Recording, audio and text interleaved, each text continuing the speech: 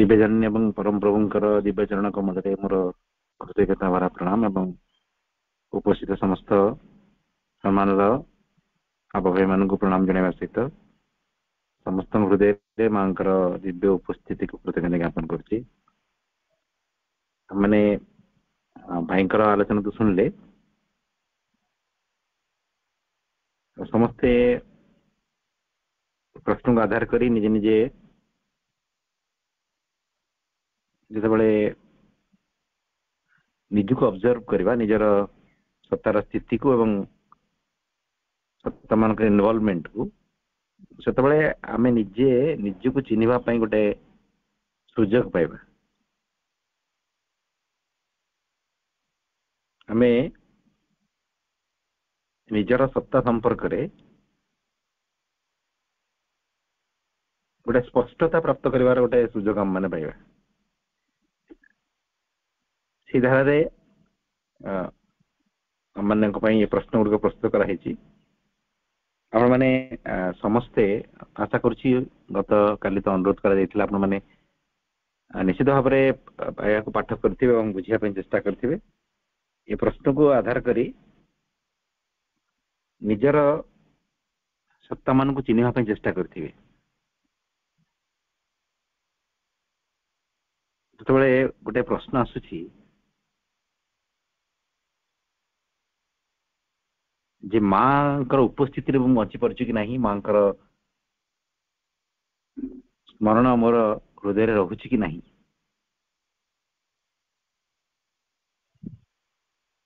जितेबाला मुझे कार्य नियोजित रही माँ को अनुभव कर कि नहीं एमती एक प्रश्न जो आसे आम समस्ते कथा को अनुभव करथिबा जो मु बसिकी ध्यान करुच्ची कि नाम जप करुच्ची से समय माँ को स्मरण करने मो सहज जो कर्म मध्यम प्रवेश कर तुलनात्मक भाव में ये कथा कष्ट हो जाए किंतु ये कथाटी असंभव नुहे ताने आम एमती भाविबा नहीं जे ध्यान समय ही केवल माँ मन पड़े कर्म समय मन पड़ा संभव नुहे सेमती नहीं आम द्वारा कहीं हुए नहीं यार अभ्यास आम मान पाखे न थाए आम समस्ते प्रत्येक किसी समय निर्दिष्ट समय रे ध्यान करने को अभ्यास करूँ से ध्यान समय माँ सहजरे स्मरण हो जाती आम जिते अधिका ध्यान को अभ्यास करवा माँ स्मरण में आसवा से सहज हो मान ध्यान अभ्यास जिते बढ़ी बढ़ी जीव ध्यान समय आम सहजरे माँ उपस्थिति को अनुभव कर सेमती आमको कर्म मध्य भी माँ को स्मरण करने को अभ्यास करा पड़ो आम मन जिते कौन गोटे विषय वस्तु पर एकाग्र हुए से अन्य विषय वस्तु को विस्मृत हो जाए जिते आम ध्यान करूँ से आम माँ को ऊपर एकाग्र होगा चेष्टा करूँ प्राथमिक अवस्था समस्त ध्यान कर उपाय भिन्न भिन्न कहीं हृदय माँ को कल्पना करने प्रयास करती कहीं कल्पना करती जे से माँ कोल बसी माँ उपस्थिति को अनुभव करने आम एमती निजे निजे किसी ना किसी उपाय अवलंबन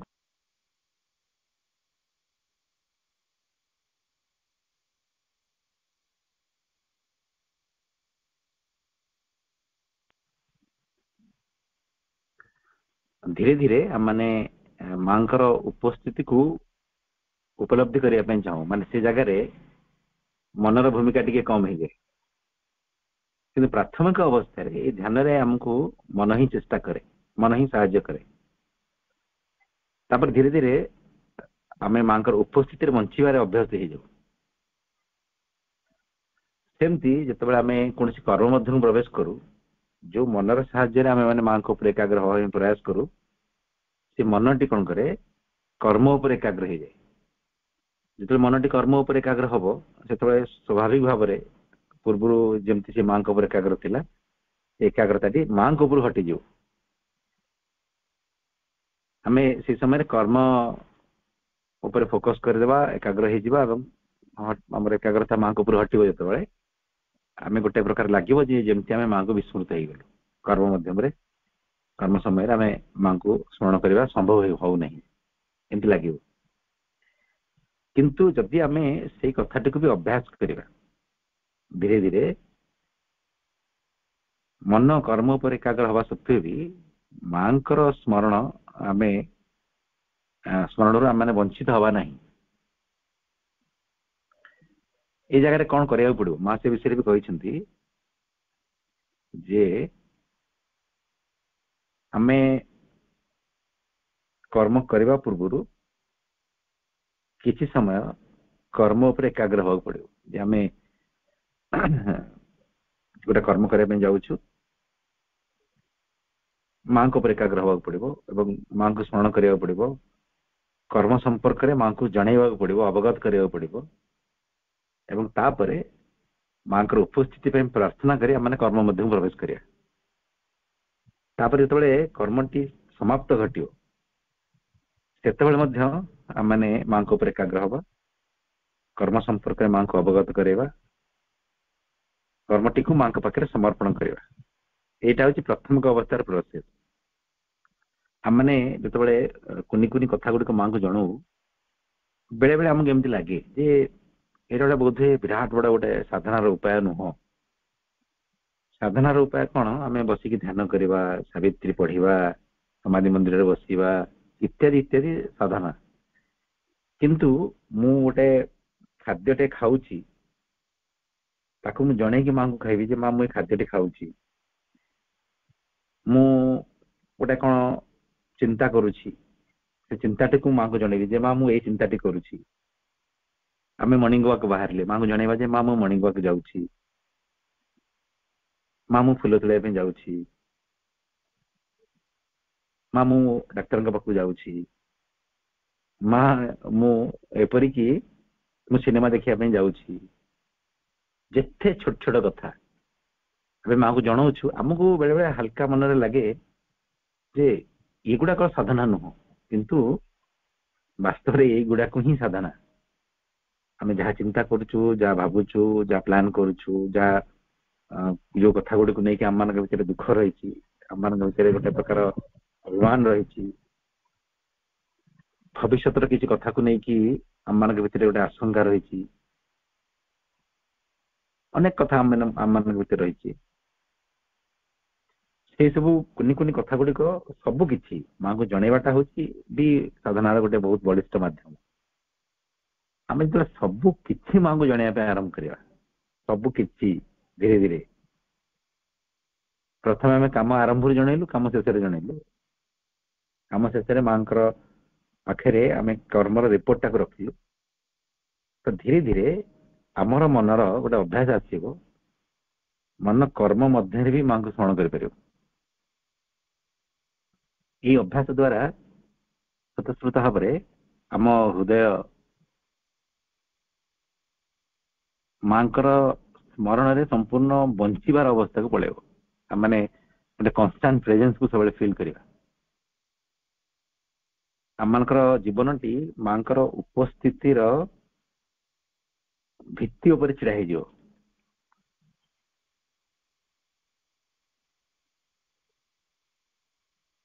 वास्तव में प्राथमिक अवस्था ये कार्यटी मनर एवं तापर परे ये कार्यटी को अंतरात्मा ये कार्यर दायित्व नहीं जाती अंतरात्मा सदा सदा सर्वदा भगवान उपस्थिति बंचती एवं आम मान जो बाह्य सत्ता से भगवान उपस्थिति बंचा अभ्यास करा पड़े जो आम सचेतन भाव में प्रयासटी करवा सब बेले माँ को स्मरण करवा माँ को सब कथा जनइबा यहाँ आम मन कर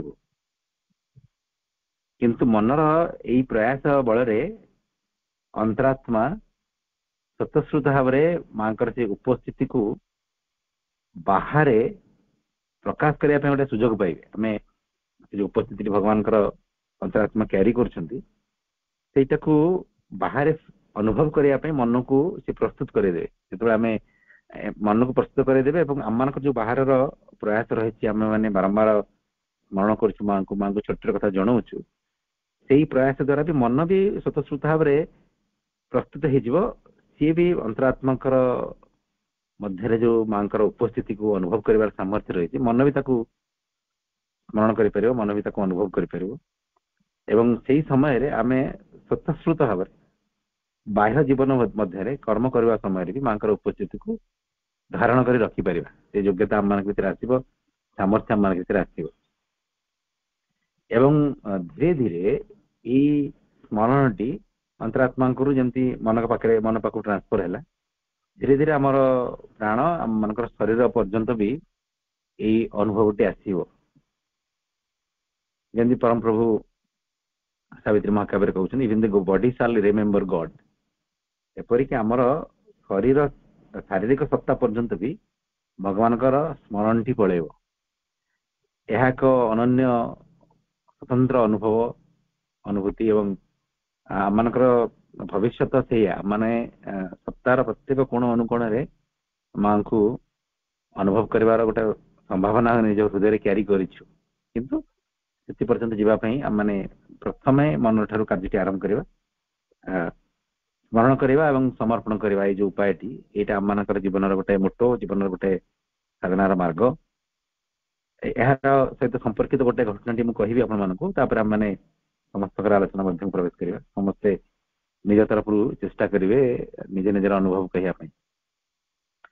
ଥରେ ଏଇ କଥାଟି ପ୍ରଣବ ଦାଙ୍କର ଦ୍ଵାରା ଲିଖିତ ଯୋଉ ପୁସ୍ତକ ହଠାତ୍ ମନେ ପଡେ, ଆପଣ ମାନେ ସେ ପୁସ୍ତକରେ ବି ପଢିପାରିବେ, କୌଣସି ଏକ ପୃଷ୍ଠାରେ ଏହା ଅଛି। ମାଙ୍କୁ ସରପ୍ରାଇଜ ଦେବା ପାଇଁ ପ୍ରଣବ ଦା କହିଲେ, ମୁଁ ଗୋଟିଏ ସିନେମା ତିଆରି କରୁଥିଲି ପିଲାମାନଙ୍କୁ ନେଇକି। ମାଙ୍କ ଦ୍ଵାରା ପ୍ରଣବ ଦାଙ୍କୁ ଗୋଟେ ସୁନ୍ଦର କ୍ୟାମେରାଟେ ଉପହାର ଦିଆଯାଇଥିଲା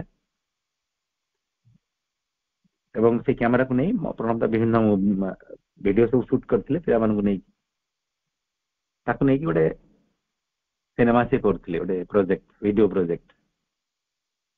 ସେ କଥାଟି ସେ ମାଙ୍କୁ ଜଣେଇ ନଥିଲେ। ତାଙ୍କର ଉଦ୍ଦେଶ୍ୟ ଥିଲା ମାଙ୍କୁ ସରପ୍ରାଇଜ କରିବେ। ଯେତେବେଳେ ଭିଡିଓଟି କମ୍ପ୍ଲିଟ ହେଇଗଲା, ଆଶ୍ରମ ଜଣେ ସାଧକ ତାଙ୍କୁ ଆସିଷ୍ଟ କରୁଛନ୍ତି କାର୍ଯ୍ୟରେ। ସବୁ ସରିଗଲା ପରେ ଯେତେବେଳେ ପିଲାମାନଙ୍କୁ ଭିଡିଓ ଦେଖାଯିବ, ମା ଯେତେବେଳେ ଭିଡିଓ ଦେଖିବେ, ସେଇ ସମୟର କିଛି ସମୟ ପୂର୍ବରୁ ମାଙ୍କୁ ପ୍ରଣବ ଦା ଇନଫର୍ମ କଲେ ଯେ, ମା ଏମିତି ଗୋଟେ ଆପଣଙ୍କ ପାଇଁ ଗୋଟେ ସରପ୍ରାଇଜ ଅଛି। ସରପ୍ରାଇଜ କଣ? ଯେ ମୁଁ ଗୋଟେ ସୁନ୍ଦର ସିନେମାଟେ ତିଆରି କରିଛି, ସେଇଟା ଆପଣଙ୍କୁ ମୁଁ ଆଜି ପ୍ଲେଗ୍ରାଉଣ୍ଡରେ ଦେଖେଇବି। ମା ପ୍ରଥମେ ଖୁସି ହେଇଗଲେ, ଠିକ ଅଛି।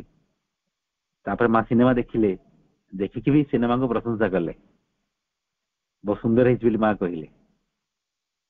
ତାପରେ କିଛି ଦିନ ପରେ ସେଇ ଦିନର ଅନୁଭବ ଯାହା ମା ଡାଏରୀରେ ଲେଖିଛନ୍ତି, ପ୍ରଣବ ଦା ଆମେ ଜାଣିଛୁ ମାଙ୍କର ଅତି ନିକଟବର୍ତ୍ତୀ ଥିଲେ ଏବଂ ମାଙ୍କ ରୁମରେ ଦାଦା ରୁହନ୍ତି ଏବଂ ତା ସହିତ ମାଙ୍କର ଡାଏରୀ ଇତ୍ୟାଦି ମଧ୍ୟ ପଢନ୍ତି। ଯେତେବେଳେ ଏଇ ଘଟଣାର ସହିତ ସମ୍ପର୍କିତ ଘଟଣାର ବର୍ଣ୍ଣନା ମାଙ୍କର ଡାଏରୀରେ ଦାଦା ପଢିଲେ, ତାଙ୍କୁ ବହୁତ ଆଶ୍ଚର୍ଯ୍ୟ ଲାଗିଲା। ମା ପ୍ରାର୍ଥନା ଲେଖୁଛନ୍ତି, ଯେ ପ୍ରଭୁ, ମତେ ଲାଗୁଛି ମୋର ସନ୍ତାନ ମାନେ ଆଜିକାଲି ମତେ କିଛି ଜଣେଇବାକୁ ଆବଶ୍ୟକ ମନେ କରୁନାହାନ୍ତି। ବୋଧ ହୁଏ ମତେ ନ ଜଣେଇ କାମ କରିବା ପାଇଁ ସେମାନେ ଯୋଗ୍ୟ ହୋଇଗଲେ। ବୋଧ ହୁଏ ମତେ ଜଣେଇବା ଏବଂ ମୋର ସହାୟତାରେ କାର୍ଯ୍ୟ କରିବାର ଆଉ ଆବଶ୍ୟକତା ନାହିଁ। ଆମେ ଏମିତି କହିପାରିବା, ଏଇ ସେନ୍ସରେ ମା ଲେଖୁଛନ୍ତି ଯେମିତି ତାଙ୍କର ପିଲାମାନେ ବଡ ହେଇଗଲେଣି, ତାଙ୍କର ପିଲାମାନେ ତାଙ୍କୁ ଜଣେଇବାକୁ କିଛି ଆବଶ୍ୟକ ନାହିଁ। ଆମର ବାପା ମା ଯେମିତି ଆମେ ଚାଲି ନ ଶିଖିବା ସମୟରେ ଆମକୁ ହାତ ଧରି ଚଲଉଥିଲେ, ଆମେ ନିଜ ଗୋଡରେ ଛିଡା ହେଲା ପରେ ତାଙ୍କର ଯେମିତି ଆଙ୍ଗୁଳି ଧରିବା ଆବଶ୍ୟକ ନାହିଁ, ଏଇ ସେନ୍ସରେ ଲେଖା ଯାଇଥିଲା। ସେମାନେ ନିଜେ ଚାଲିପାରିବେ, ନିଜେ ଦୌଡି ପାରିବେ, ନିଜେ ସବୁ କାର୍ଯ୍ୟ କରିପାରିବେ। ଆଉ ସେ ଅଭିଭାବକର ଯେମିତି ଆବଶ୍ୟକତା ନଥାଏ ବଡ ହେଇଗଲା ମାନେ, ସେଇ ଟାଇପର ମା ଲେଖିଛନ୍ତି ଯେ ବୋଧ ହୁଏ ମୋର ସନ୍ତାନ ମାନଙ୍କର ଆଉ ମୋର ଆବଶ୍ୟକତା ନାହିଁ। ସେମାନେ ସ୍ୱାଧୀନ ହେଇଗଲେ ସେମାନେ ନିଜେ ନିଷ୍ପତ୍ତି ନେବା ପାଇଁ ଏବେ ଯୋଗ୍ୟ, ନିଜେ କର୍ମ କରିବା ପାଇଁ ଏବେ ଯୋଗ୍ୟ। ସେମାନେ ଏବେ କର୍ମ କରିସାରିକି କେବଳ ଜଣେଇବେ ଯେ ମା ଏଇଟା ହେଇଗଲା। ଯଦି ଏମିତି ଅବସ୍ଥାରେ ମତେ ରହିବାକୁ ପଡିବ ତାହେଲେ ଆବଶ୍ୟକ କଣ ଅଛି? ଆଇ ହାଭ୍ ଟୁ ୱିଥଡ୍ର, ମୁଁ ନିଜକୁ ଓହରେଇ ନେବି। ଦାଦା ଯେତେବେଳେ এই କଥାଟି ପଢିଦେଲେ ତାଙ୍କୁ ବହୁତ ଲାଜ ଲାଗିଲା ଏବଂ ପଶ୍ଚାତାପ କଲେ ଯେ କେତେ ବଡ ଭୁଲ ଏଇଟା ଗୋଟେ। ସେ ରିଏଲାଇଜ କରିପାରିଲେ ଯେ ଇଟ୍ ଇଜ ଅ ଭେରି ବିଗ୍ ମିଷ୍ଟେକ୍, ଯେ ମାଙ୍କୁ କଣ ସରପ୍ରାଇଜ ଦିଆଯିବ। ଯାହା କରିବୁ, ଆମ ଭିତରେ ଯୋଉ ଚିନ୍ତାଟି ଆସିଲା, ଯୋଉ ଯୋଜନାଟି ଆସିଲା, ଆମେ ତାକୁ ଆଗ ମାଙ୍କୁ ଜଣେଇବା ନା ଯେ ମା ମୋ ଭିତରେ ଏମିତି ଏକ ଚିନ୍ତା ଆସୁଛି। ମା ଗାଇଡ କରିବେ, ତାଙ୍କର ଗାଇଡାନ୍ସରେ ଆମେ ଆଗକୁ ଯିବା ଦରକାର। ଆମେ ଇଣ୍ଡିପେଣ୍ଡେଣ୍ଟ ଏ ଜାଗାରେ ହେଇଗଲେ ବହୁତ ଅସୁବିଧା। ସେ ମାଙ୍କୁ ଯାଇ କ୍ଷମା ପ୍ରାର୍ଥନା କଲେ। ତାପରେ ଦାଦା ଲେଖୁଛନ୍ତି, ମୁଁ ଧନ୍ୟବାଦ ଦେଲି ଯେ ସେ ଯୋଉ ୱିଡ୍ର କରିବା ପାଇଁ ଚାହୁଁଥିଲେ, ଓହରି ଯିବା ପାଇଁ ଚାହୁଁଥିଲେ, ସେ ନିଷ୍ପତ୍ତିକୁ ସେ ପରିବର୍ତ୍ତନ କଲେ, ଆଉ ଓହରିଲେ ନାହିଁ, ଆମ ସହିତ ରହିଲେ। এই କଥାଟି ଆମେ, ଦାଦା ଲେଖୁଛନ୍ତି ଯେ ଏଇଟା ହଉଛି ମାଙ୍କର ଗୋଟେ ପ୍ରକାର ଅଭିମାନ। ଭଗବାନଙ୍କର ଅଭିମାନ କେମିତିଆ? ଭଗବାନ ଅଭିମାନ କରିବେ ଯେ ମୋର ସନ୍ତାନ ମାନେ ମତେ କଣ କିଛି ଜଣାଉନାହାନ୍ତି। ଆମେ ଗୋଟେ ଜୀବନ୍ତ ଅନୁଭବ ଭିତରୁ ପ୍ରବେଶ କରିବା। ଯେତେବେଳେ ମୁଁ କୌଣସି ଗୋଟିଏ ସାମାନ୍ୟ କଥାଟି ବି ମାଙ୍କୁ ଜଣାଉ ନାହିଁ, ମା ଅଭିମାନ କରୁଛନ୍ତି। ସେ ପିଲାଟି ଚକୋଲେଟ ଖାଇଲା ମତେ ଜଣେଇଲାନି, ପିଲାଟିର ମନ ଦୁଃଖ ଅଛି ସେ ମତେ କିଛି କହୁନି, ପିଲାଟି ଭିତରେ ଭୟ ଜାଗ୍ରତ ହଉଛି, ତା ଭିତରେ ଅନେକ କଥାକୁ ନେଇକି ଆଶଙ୍କା ରହିଛି, ସେ ମତେ କିଛି ଜଣାଉନି। ସେ କର୍ମ କରିବା ପାଇଁ ଯାଉଛି, ମତେ କହି ନେଇ ପଳେଇଛି କାମ କରିବା ପାଇଁ, କାମ କରିସାରିଲାନି ଅଥଚ ମତେ ଜଣାଉନି। ଆମେ ଭାବିବା ମା ବୋଧେ ଏମିତି ଅଭିମାନ କରୁଛନ୍ତି। ଏଇଟା ଫ୍ୟାକ୍ଟ। ସବୁ କିଛି ଜଣେଇବା ଏଇଟା ଗୋଟେ ସାଧନାର ବହୁତ ବଳିଷ୍ଠ ଉପାୟ। ଏ ସମ୍ପର୍କରେ ଅନେକ ଥର ବି ମା ନିଜର ମେସେଜରେ କହିଛନ୍ତି, ପ୍ରଭୁଙ୍କର ବି ବାଣୀ ଏ ସମ୍ପର୍କରେ ରହିଛି। ଆମକୁ ସବୁ ଜଣେଇବାକୁ ପଡିବ, ଲେଖିକି ଜଣେଇବାକୁ ପଡିବ। ଲେଖିକି ଜଣେଇବା ପରେ ବି ଗୁରୁତ୍ୱ ଦିଆଯାଇଛି ମା ଏବଂ ପ୍ରଭୁଙ୍କ ଦ୍ଵାରା। ଆମେ ଲେଖିବା, ସବୁ କିଛି ଜଣେଇବା। ଛୋଟ ଛୋଟ କଥା ବି ଆମକୁ ଯାହା ଲାଗୁଛି ସେଇଟା କିନ୍ତୁ ସାଧାରଣ ଦୃଷ୍ଟିକୋଣ ଛୋଟ ନୁହଁ, ଆମକୁ ସବୁ ଜଣେଇବାକୁ ପଡିବ।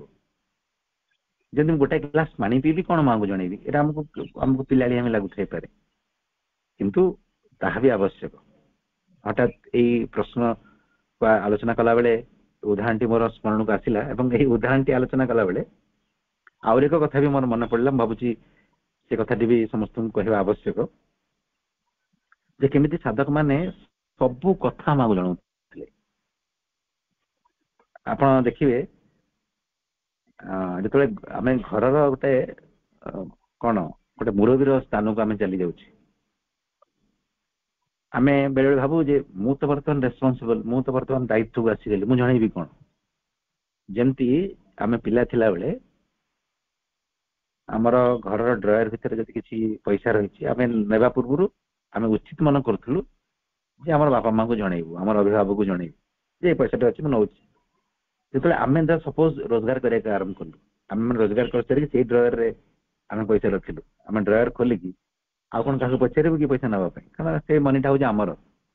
এইগুলা ଫିଲିଂ, এটা ଗୋଟେ ସ୍ପଣ୍ଟାନିୟସ କଥା। ବଡ ହେଲା ମାନେ ଆମମାନଙ୍କର ମାନେ ପରିବାରର ଦାୟିତ୍ୱ ଆମ ଉପରେ ଆସିଲା ମାନେ ଆମେ ଭାବୁ ଆମେ ମାନେ ଏବେ ମାଲିକ ହେଇଗଲେ, ଆମକୁ ଏତେ କାହାକୁ ଜଣେଇବାକୁ ପଡେନି। ଏଇଟା ସାଂସାରିକ ଦୃଷ୍ଟିରୁ, ପାରିବାରିକ ଦୃଷ୍ଟିରୁ ଉଚିତ ହେଇପାରେ ନ ହେଇପାରେ, ତା ଭିନ୍ନ ପ୍ରସଙ୍ଗ। କିନ୍ତୁ ଆଧ୍ୟାତ୍ମିକ ଦୃଷ୍ଟିରୁ ଆମେ ଯୋଉ ଦିନ ବଡ ହବା, ଆମେ ଭାବିବା ଛୋଟ ଥିଲି ମାଙ୍କୁ ଡାକୁଥିଲି, ଜଣାଉଥିଲି, ସବୁ କରୁଥିଲି, ଏବେ ତ ମୁଁ ନିଜେ ଇଣ୍ଡିପେଣ୍ଡେଣ୍ଟ ହେଇଗଲିଣି। ଗୋଟେ ସମୟରେ ମାଙ୍କର ବହି ପଢିବା ମୁଁ ବୁଝିପାରୁନଥିଲି, ମୁଁ ମାଙ୍କୁ ଜଣେଇକି ପଢୁଥିଲି ଯେ ମା ମତେ ଟିକେ ବୁଝେଇ ଦିଅ। ମୁଁ ଏବେ ତ ବୁଝିପାରୁଛି, ମୁଁ ତ ଆଲୋଚନା କରିପାରୁଛି, ଏବେ ପୁଣି ମତେ ମାଙ୍କୁ ଜଣେଇବା କଣ ଦରକାର। ଏଇଭଳିଆ ଫିଲିଂ ବେଳେ ବେଳେ ଆମମାନଙ୍କ ଭିତରେ ଯଦି ଆସିଗଲା, ଏଇଟା ସାଧନା କ୍ଷେତ୍ରରେ ସୁରକ୍ଷିତ ନୁହଁ। ଆମେ ଯୋଉ ସାଧକଙ୍କର ଉଦାହରଣ ମୁଁ ଆପଣଙ୍କୁ ଦେବି, ସିଏ ଚେତନାର ଗୋଟେ ସର୍ବୋଚ୍ଚ ଶିଖରରେ ଛିଡା ହେଇଥିଲେ। ସେ ହଉଛନ୍ତି ପୂଜ୍ୟ ନଳିନ୍ଦା। ଆମେ ଜାଣିଥିବୁ ଯେ ମନର ଭୂମିରୁ ଊର୍ଧ୍ୱକୁ ଉଠିକି ଅତିମାନ ସେ ଭୂମିକୁ ଯିଏ ପ୍ରଥମେ ସ୍ପର୍ଶ କରିଥିଲେ ସେ ହଉଛି ନଳିନ୍ଦା ନିଜେ, ଏବଂ ଏଇଟା ନିଜେ ଭଗବାନଙ୍କ ତରଫରୁ ସାର୍ଟିଫିକେଟ ମିଳିଯାଇଛି ତାଙ୍କୁ। ମା ଏବଂ ପ୍ରଭୁ କହିଛନ୍ତି ଯେ ନଳିନ୍ଦା ବା ନଳିନୀ ସ୍ତରକୁ ଟଚ୍ କରିଥିଲେ। ଏବଂ ମାଙ୍କର ଗୋଟେ ବାଣୀ ଅଛି ଯେ ଯେତେବେଳେ ପ୍ରଭୁ ଲେଖିଲେ ପୁସ୍ତକ ସବୁ, ପ୍ରଭୁଙ୍କର ଲେଖାକୁ ପ୍ରାଥମିକ ଅବସ୍ଥାରେ ସଂସାର ଭିତରେ, ସମଗ୍ର ସଂସାର ଭିତରେ 2 ଜଣ ବ୍ୟକ୍ତି ବୁଝିପାରୁଥିଲେ, କେହି ବୁଝିପାରୁନଥିଲେ। ଧୀରେ ଧୀରେ ଅନ୍ୟମାନେ ବୁଝିଲେ। जो प्रथम जो 2 जन व्यक्ति बुझिले से 2 जन व्यक्ति माँ कहते one of them is Nalini, another is Madhav, Madhav Pandit और नलिनी दास। तामाने प्रभुंकर जो सर्वोच्च ज्ञान संभार सर्वोत्तम स्तर ज्ञान जो मनुष्यटी प्रथम बुझी आपण चिंता करंतु से को स्तर मनुष्य देखिथिबे। एवं नलिंदा होउछन दिव्य द्रष्टा, भविष्य द्रष्टा। ताको से सब किछि पचरा जाय आश्रम रे समस्त जाई कि तांकर सुविधा आछे दादा को पचारन जे हमें कोन करे, से गाइड करन, से सब किछि देखि पारुथिले। तांको से सामर्थ्य भगवान देइथिले। जेमति संजय को दिव्य दृष्टि मिलिथिला, माँ एवं प्रभुंकर करुणा रे नलिंदा मध्य एक दिव्य द्रष्टार स्तर को जाई पारथिले। एवं साधना रे आध्यात्मिक पथरे से गोटे अभिभावक तुल्य अन्य साधक मान को गाइड करिवार सामर्थ्य तांका भितर आसीथिला मां को कृपार। नलिंदा गोटे अभ्यास थिला निजर कार्यालय एवं निजर रहिवा घरटीर जो मां आस्थान थिला ताकू फूल दबा, सजेवा, घर ओलाओली करबा इत्यादि से निजे करथिले, निज हाथ रे करथिले, केही तांको हेल्प करंदिनी। जने साधक देखिले दादा को ऊपर बहुत कार्यभार रही, मु जदि ए छोटिया कार्य मोर दायित्व को नहीं जाए ताले बढ़िया हबो। माने मु दादा को रूम सजेई देबी, मां का स्थान सजेई देबी, परिष्कार परिच्छन्न कर देबी, दादा से अन्य किसी काम कर परिबे, भलो हबो। तो सी तांको तरफ निजे जाइए नलिंदा को कहिले दादा एई कार्यटी मु कर दोछि आपन को सहायता करिया पे। तो से समय सी थिले किए, नलिंदा किए थिले आश्रम सेक्रेटरी। एवं से साधक जनक तांको सम्मान रे तांको भलो पांती बोली एवं तांकर चेतनार स्तर प्रति सचेतन बोली गोटे सेवा हिसाब रे ए कार्य निजे मागिले। ए जगह हाँ मारी देवाटा बड़ कथा नुह, आमे थिले कहि दी थान हाँ ठीक अछि तुमे कर, आमे कहि दी थान कि दादा निजे भी हाँ कहि परछन कि मना भी कर दे परछन, नहीं नहीं ए काम मु निजे करी। नलिंदा नहीं कहले नहीं कि हाँ कहले नहीं। नलिंदा उत्तर थिला जे तुमे टिके अपेक्षा कर, मु एक विषय रे मां को पचारि सारे। तो सीधे से मां को पाखु गले जे मां मोर कार्यालय रे मोर रहिबा घरे जो सजासजी टिके हुए फूल फूल मु आपन पाखे दिए, से कार्यर भार ए व्यक्ति जनक नवा पई चाहउछन। माने मां को उत्तर हाँ कि नहीं सेटा परवर्ती प्रसंग। आम गुरुत्वपूर्ण कथाटी होची एते छोट कथाटी को भी ये मां को चाहि पचारिले जे मां मु तक हाँ कहबी कि ना कहबी। सी चाहिए मां हाँ कहले मु हाँ कहबी, मां ना कहीदेले मु ना कहीदेवी, मोर निजर किछि नाही। मां मना कले, मां कहले नहीं से कार्य तू निजे कर, ना तो बुढ़ा हला भाया लगे। एटा था मां उत्तर। सेटा तो आम मान अनुकरणीय निश्चित भाव में। किंतु प्रकृत कथाटी होची जे ता पूर्व तो आम भीतर यही फिलिंग रहा दरकार सब किछि मो मां को कहबी, मो जीवन मालिक मु जेमति न हुए, मु केबे भी जेमति न भावे जे एबे मु जानि गेलेनी, एबे मु शिखि गेलेनी, एबे मु करि परिबी, मां को जणेबार किछि आवश्यकता नहीं। एमिति केबे भाव आम भीतर आसी गला, जदि आमे एमतिया बड़ केबे हेई गेलु, दायित्ववान हेई गेलु, तो आध्यात्मिक मार्ग रे आम मानकर पथ वास्तव सुरक्षित नुह। आम माने सुरक्षित भाव में से पर्यंत रही परिबा जे पर्यंत आमे मां का पाखरे सरल शिशु हेकी थिबा। जेतबे सब किछि ईच एंड एवरीथिंग आमे मां को इन्फॉर्म करूथिबा, सब किछि ए अभ्यास रे हमको निश्चित भाव में गोटे कांस्टेंट प्रेजेंस रे बंचिलार अवस्था को नहीं जो हमको योग्य करिवो, प्रस्तुत करिवो। जो समय आमे बाहर कार्य करछु कि न करछु, आमे निधेरे सोइछु कि पुस्तक पाठ करूछु, सब समय रे आमे गोटे मांकर जीवंत उपस्थिति रे बंचिबार सुजोग आसीबो हम मानक पाखे। एवं एटा साधनार बहुत उच्चतम स्तर, से स्तर को जीवा पई प्रस्तुति होची सब किछि मांगु जणेला। Tell everything to the mother, tell everything to the mother, एटा हम मानक भाई मंत्र होवा दरकार। Everything means everything, everything means बड़ बड़ कहि देबी, छोट छोट छाड़ देबी, से कथा नो। Everything means everything.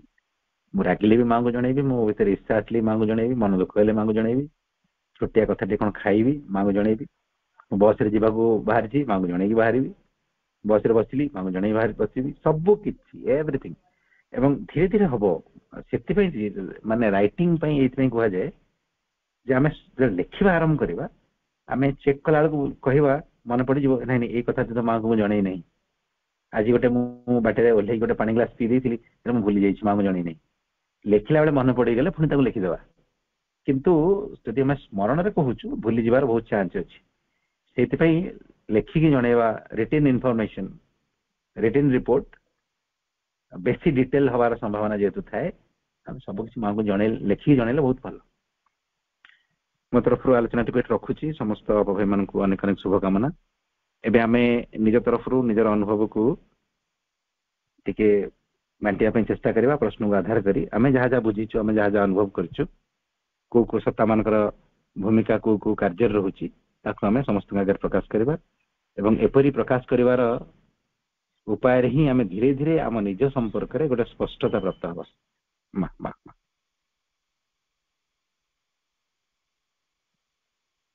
धन्यवाद भाई अशेष धन्यवाद सब भाई डाउट तो क्लियर हो जाइथिबो बेले बेले माने हमर जीवन को जते बेले सरल भाव रे ऑनेस्टली जाऊ कुआ जाय माने कोनोसी सेतरे कृत्रिमता न रखी प्रकाश करू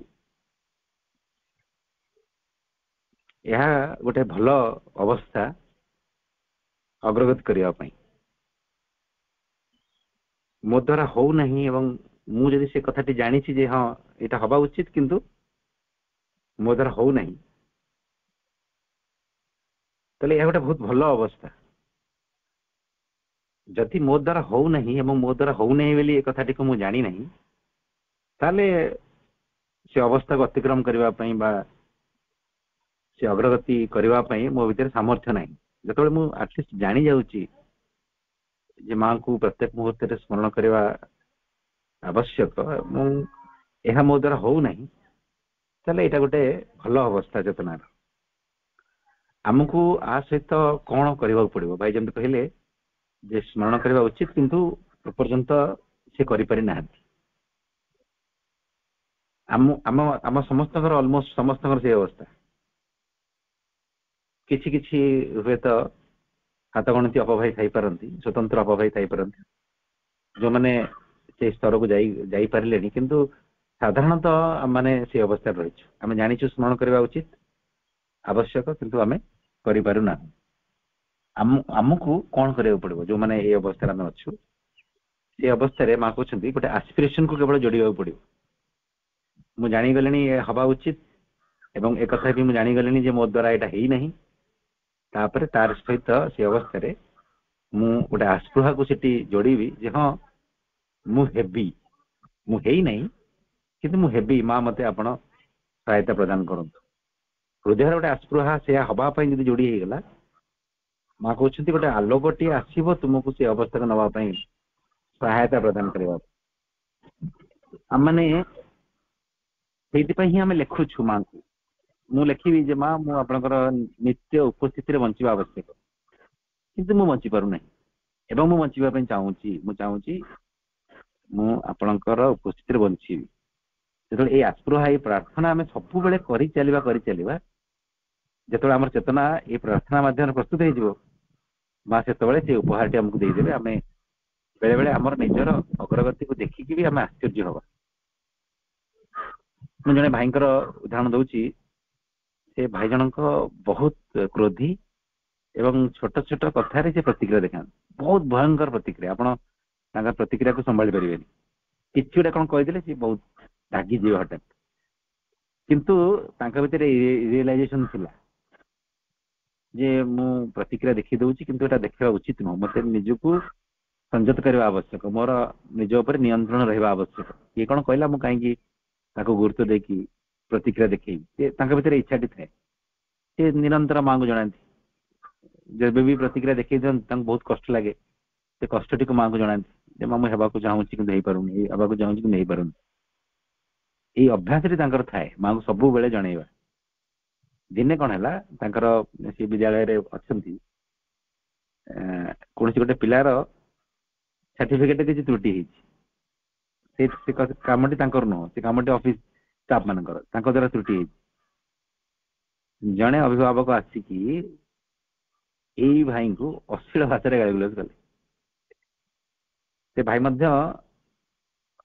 किसी कहले सेमती नुह जे चुप रहिले कहले किंतु कहया भीतर किसी प्रतिक्रिया न ସେ ଅଭିଭାବକ ଜଣଙ୍କୁ ଏମିତି କହୁଥାନ୍ତି ଯେ ଭାଇ ଯଦି କିଛି ଭୁଲ ହେଇଯାଇଛି ତାକୁ ଆମେ ଯଥାସମ୍ଭବ ସୁଧାରିବା ପାଇଁ ଚେଷ୍ଟା କରୁ, ଆପଣ ଦୟାକରି ବିଦ୍ୟାଳୟ ଭିତରେ ଏମିତି ଅଶ୍ଳୀଳ ଭାଷାରେ ଗାଳିଗୁଲାଜ ବଡ ପାଟିରେ କରିବା ଭଲ ନୁହଁ, ପିଲାମାନେ ଅଛନ୍ତି, ତାଙ୍କୁ ବୁଝେଇଲେ ସେ ଇଏ ବୁଝଉଥାନ୍ତି, ସିଏ ଆହୁରି ଉତ୍ତ୍ୟକ୍ତ ହଉଥାନ୍ତି।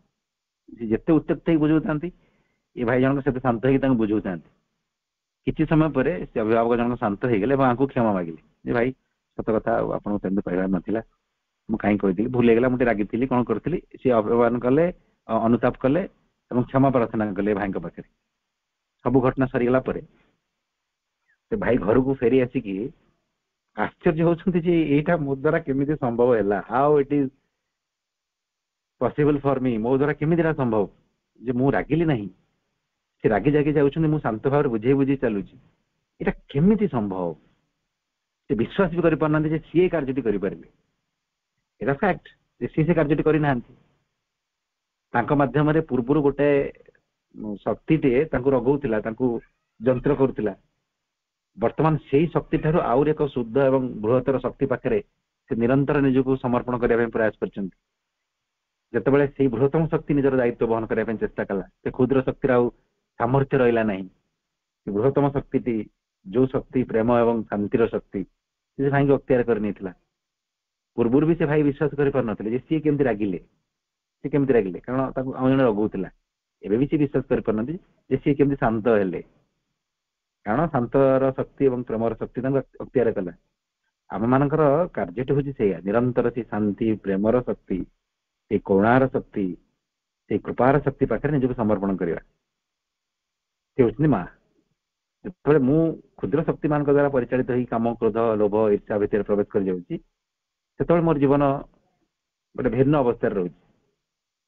ମୁଁ ତାକୁ ବି ରିଏଲାଇଜ କରୁଛି ଯେ ମୁଁ କେମିତି ଏ କାମ ଗୁଡା କରି ପକଉଛି।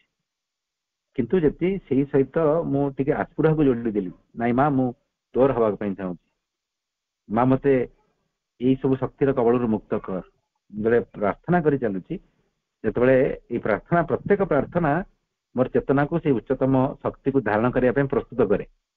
ଆମେ ଏମିତି ଭାବିବା ନାହିଁ ମୁଁ ତ ଆଜି ପ୍ରାର୍ଥନା କଲି କାଲି କାହିଁ ହେଲା ନାହିଁ, ସେ ପ୍ରାର୍ଥନାଟି ବିଫଳ ହେଇଗଲା କି, ବ୍ୟର୍ଥ ହେଇଗଲା କି, ନା, ପ୍ରତ୍ୟେକ ପ୍ରାର୍ଥନା ଆମ ଚେତନାକୁ ପ୍ରସ୍ତୁତ କରେ ମାଙ୍କର ଶକ୍ତିକୁ ଧାରଣ କରିବା ପାଇଁ। ଯେପର୍ଯ୍ୟନ୍ତ ମାଙ୍କର ଶକ୍ତିକୁ ଧାରଣ କରିବା ପାଇଁ ଆମର ସତ୍ତା ମାନଙ୍କ ଭିତରେ ସାମର୍ଥ୍ୟ ନ ଆସିଛି, ମା ଅବତରଣ କରିପାରୁନାହାନ୍ତି। ତ ଆମେ ପ୍ରାର୍ଥନା କରୁଛୁ ମାନେ ପ୍ରତ୍ୟେକ ପ୍ରାର୍ଥନାରେ ଆମେ ପ୍ରସ୍ତୁତ ହଉଛୁ। ଏମିତି ନିରନ୍ତର ପ୍ରାର୍ଥନା ମାଧ୍ୟମରେ ଆମର ପ୍ରସ୍ତୁତି ଯେତେବେଳେ ସମ୍ପୂର୍ଣ୍ଣ ହେଇଯିବ, ସେଇ କୃପାମୟ ହିଁ ଆମକୁ ପ୍ରସ୍ତୁତ କରୁଥିବେ। ଯେତେବେଳେ ସେ ଅନୁଭବ କଲେ ନାଇଁ ଏବେ ମୁଁ ତାକୁ ମୋର ଇନଷ୍ଟ୍ରୁମେଣ୍ଟ କରିପାରିବି, ସେତେବେଳେ ସେ ପ୍ରତ୍ୟେକ ମୁହୂର୍ତ୍ତରେ ଆମକୁ ସାହାଯ୍ୟ କରିବା ପାଇଁ ଅବତରି ଯିବେ ଏବଂ ଆମ ଦ୍ୱାରା ଅଦ୍ଭୁତ ଅଦ୍ଭୁତ କାର୍ଯ୍ୟ କରାଇଦେବେ। ବିପଦ ପରିସ୍ଥିତିରେ ଆମେ ଶାନ୍ତ ରହିପାରିବା, ସବୁ ଓଲଟା ପଲଟା ଲାଗୁଥିବ ଆମେ ସ୍ଥିର ରହିପାରିବା, ସେ ସାମର୍ଥ୍ୟ ଆମ ମାନଙ୍କ ଭିତରେ ଆସିପାରିବ। ଆମେ ସେଇ ଶକ୍ତିର ଯନ୍ତ୍ର ହବା ଯୋଉ ଶକ୍ତିର ଯନ୍ତ୍ର ହବା ପାଇଁ ଆମ ଭିତରେ ଇଚ୍ଛା ଏବଂ ଆଗ୍ରହ ଥିବ। ଆମେ ଜାଣିଗଲୁଣି ଯେ ଏଇ ଯୋଉ ନିମ୍ନ ଶକ୍ତିର କବଳରେ ପଡିକି ଆମେ ମାନେ କେତେ ଅସୁବିଧାରେ ପଡୁଛୁ। ଆମେ ମାନେ ଏକଥା ବି ଜାଣିଗଲୁଣି ଯେ ଏହାର ସମାଧାନ ହଉଛି ଯେତେବେଳେ ମା ହିଁ ଆମକୁ ଆବୁଡି ବସିବେ, ମା ହିଁ ଆମକୁ ଅକ୍ତିଆର କରିନେବେ, ଆମର ଯନ୍ତ୍ର ଆମକୁ ତାଙ୍କର ଯନ୍ତ୍ର କରିନେବେ, ସେତେବେଳେ ହିଁ ଆମେ ମାନେ ଏଇ ଅବସ୍ଥାରୁ ମୁକ୍ତ ହେଇପାରିବା।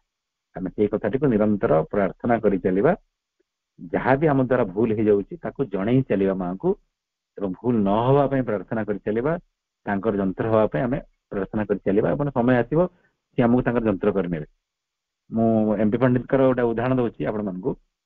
ତାଙ୍କର ଜନ୍ମଦିନରେ ସିଏ ମାଙ୍କୁ ଯାଇକି ଜଣେଇଲେ ଯେ ମା ମୁଁ ତୁମର ପ୍ରେମର ଯନ୍ତ୍ର ହବା ପାଇଁ ଚାହୁଁଛି, ନାଇଁ ମଦର ଆଇ ୱାଣ୍ଟ ୟୁର ଲଭ୍, ମା ମୁଁ ତୁମର ପ୍ରେମ ଚାହେଁ। ମା କହିଲେ ଉତ୍ତରରେ ଇଟ୍ ଇଜ ଅଲରେଡି ଦେୟାର। ତାଙ୍କର ବକ୍ଷସ୍ଥଳରେ ସ୍ପର୍ଶ କରିକି ମା ପଣ୍ଡିତଜୀଙ୍କୁ କହିଲେ ଏଇଟା ତ ଏବେ ବି ତୋ ପାଖରେ ଅଛି। ଆମ ସମସ୍ତଙ୍କ ପାଖରେ ମାଙ୍କ ପ୍ରେମ ଅଛି, ଆମେ ବଞ୍ଚି ପାରନ୍ତେ ନାହିଁ ନହେଲେ।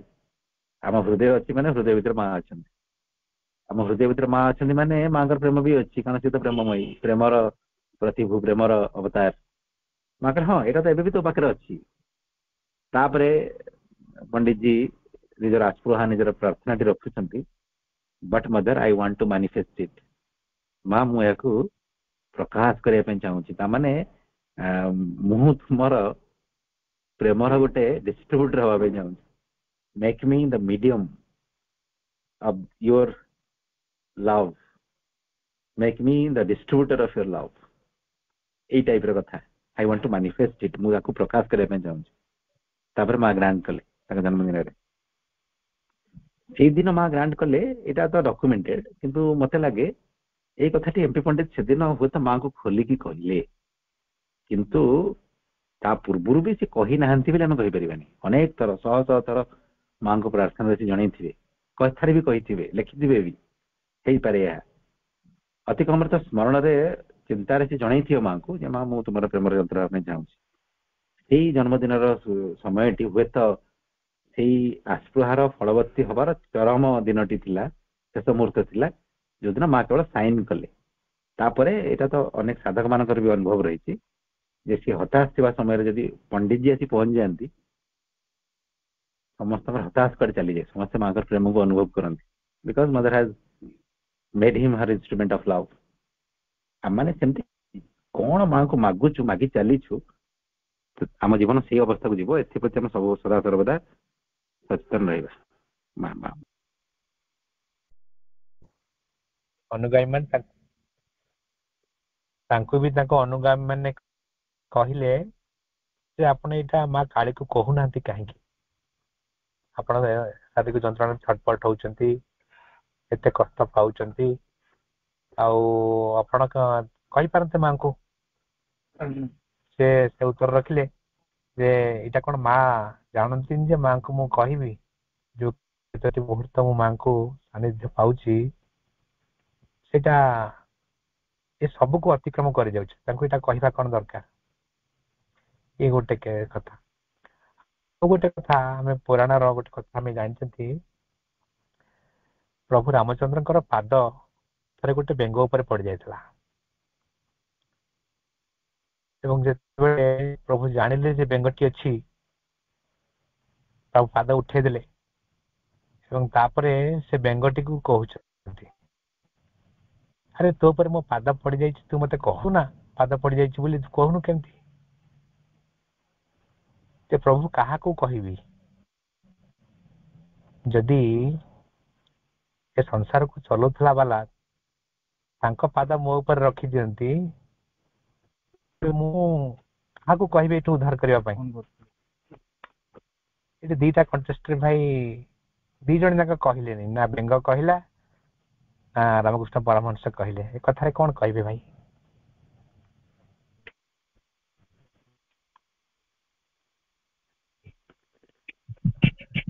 ପ୍ରଥମ କଥାଟି ଭାଇ, ଆମେ ଗୋଟାଏ କଥା ଫାଷ୍ଟ ଭୁଲିବା ଯେ ଆମେ ନା ରାମକୃଷ୍ଣ ପରମହଂସ, ନା ଯେ ବେଙ୍ଗ।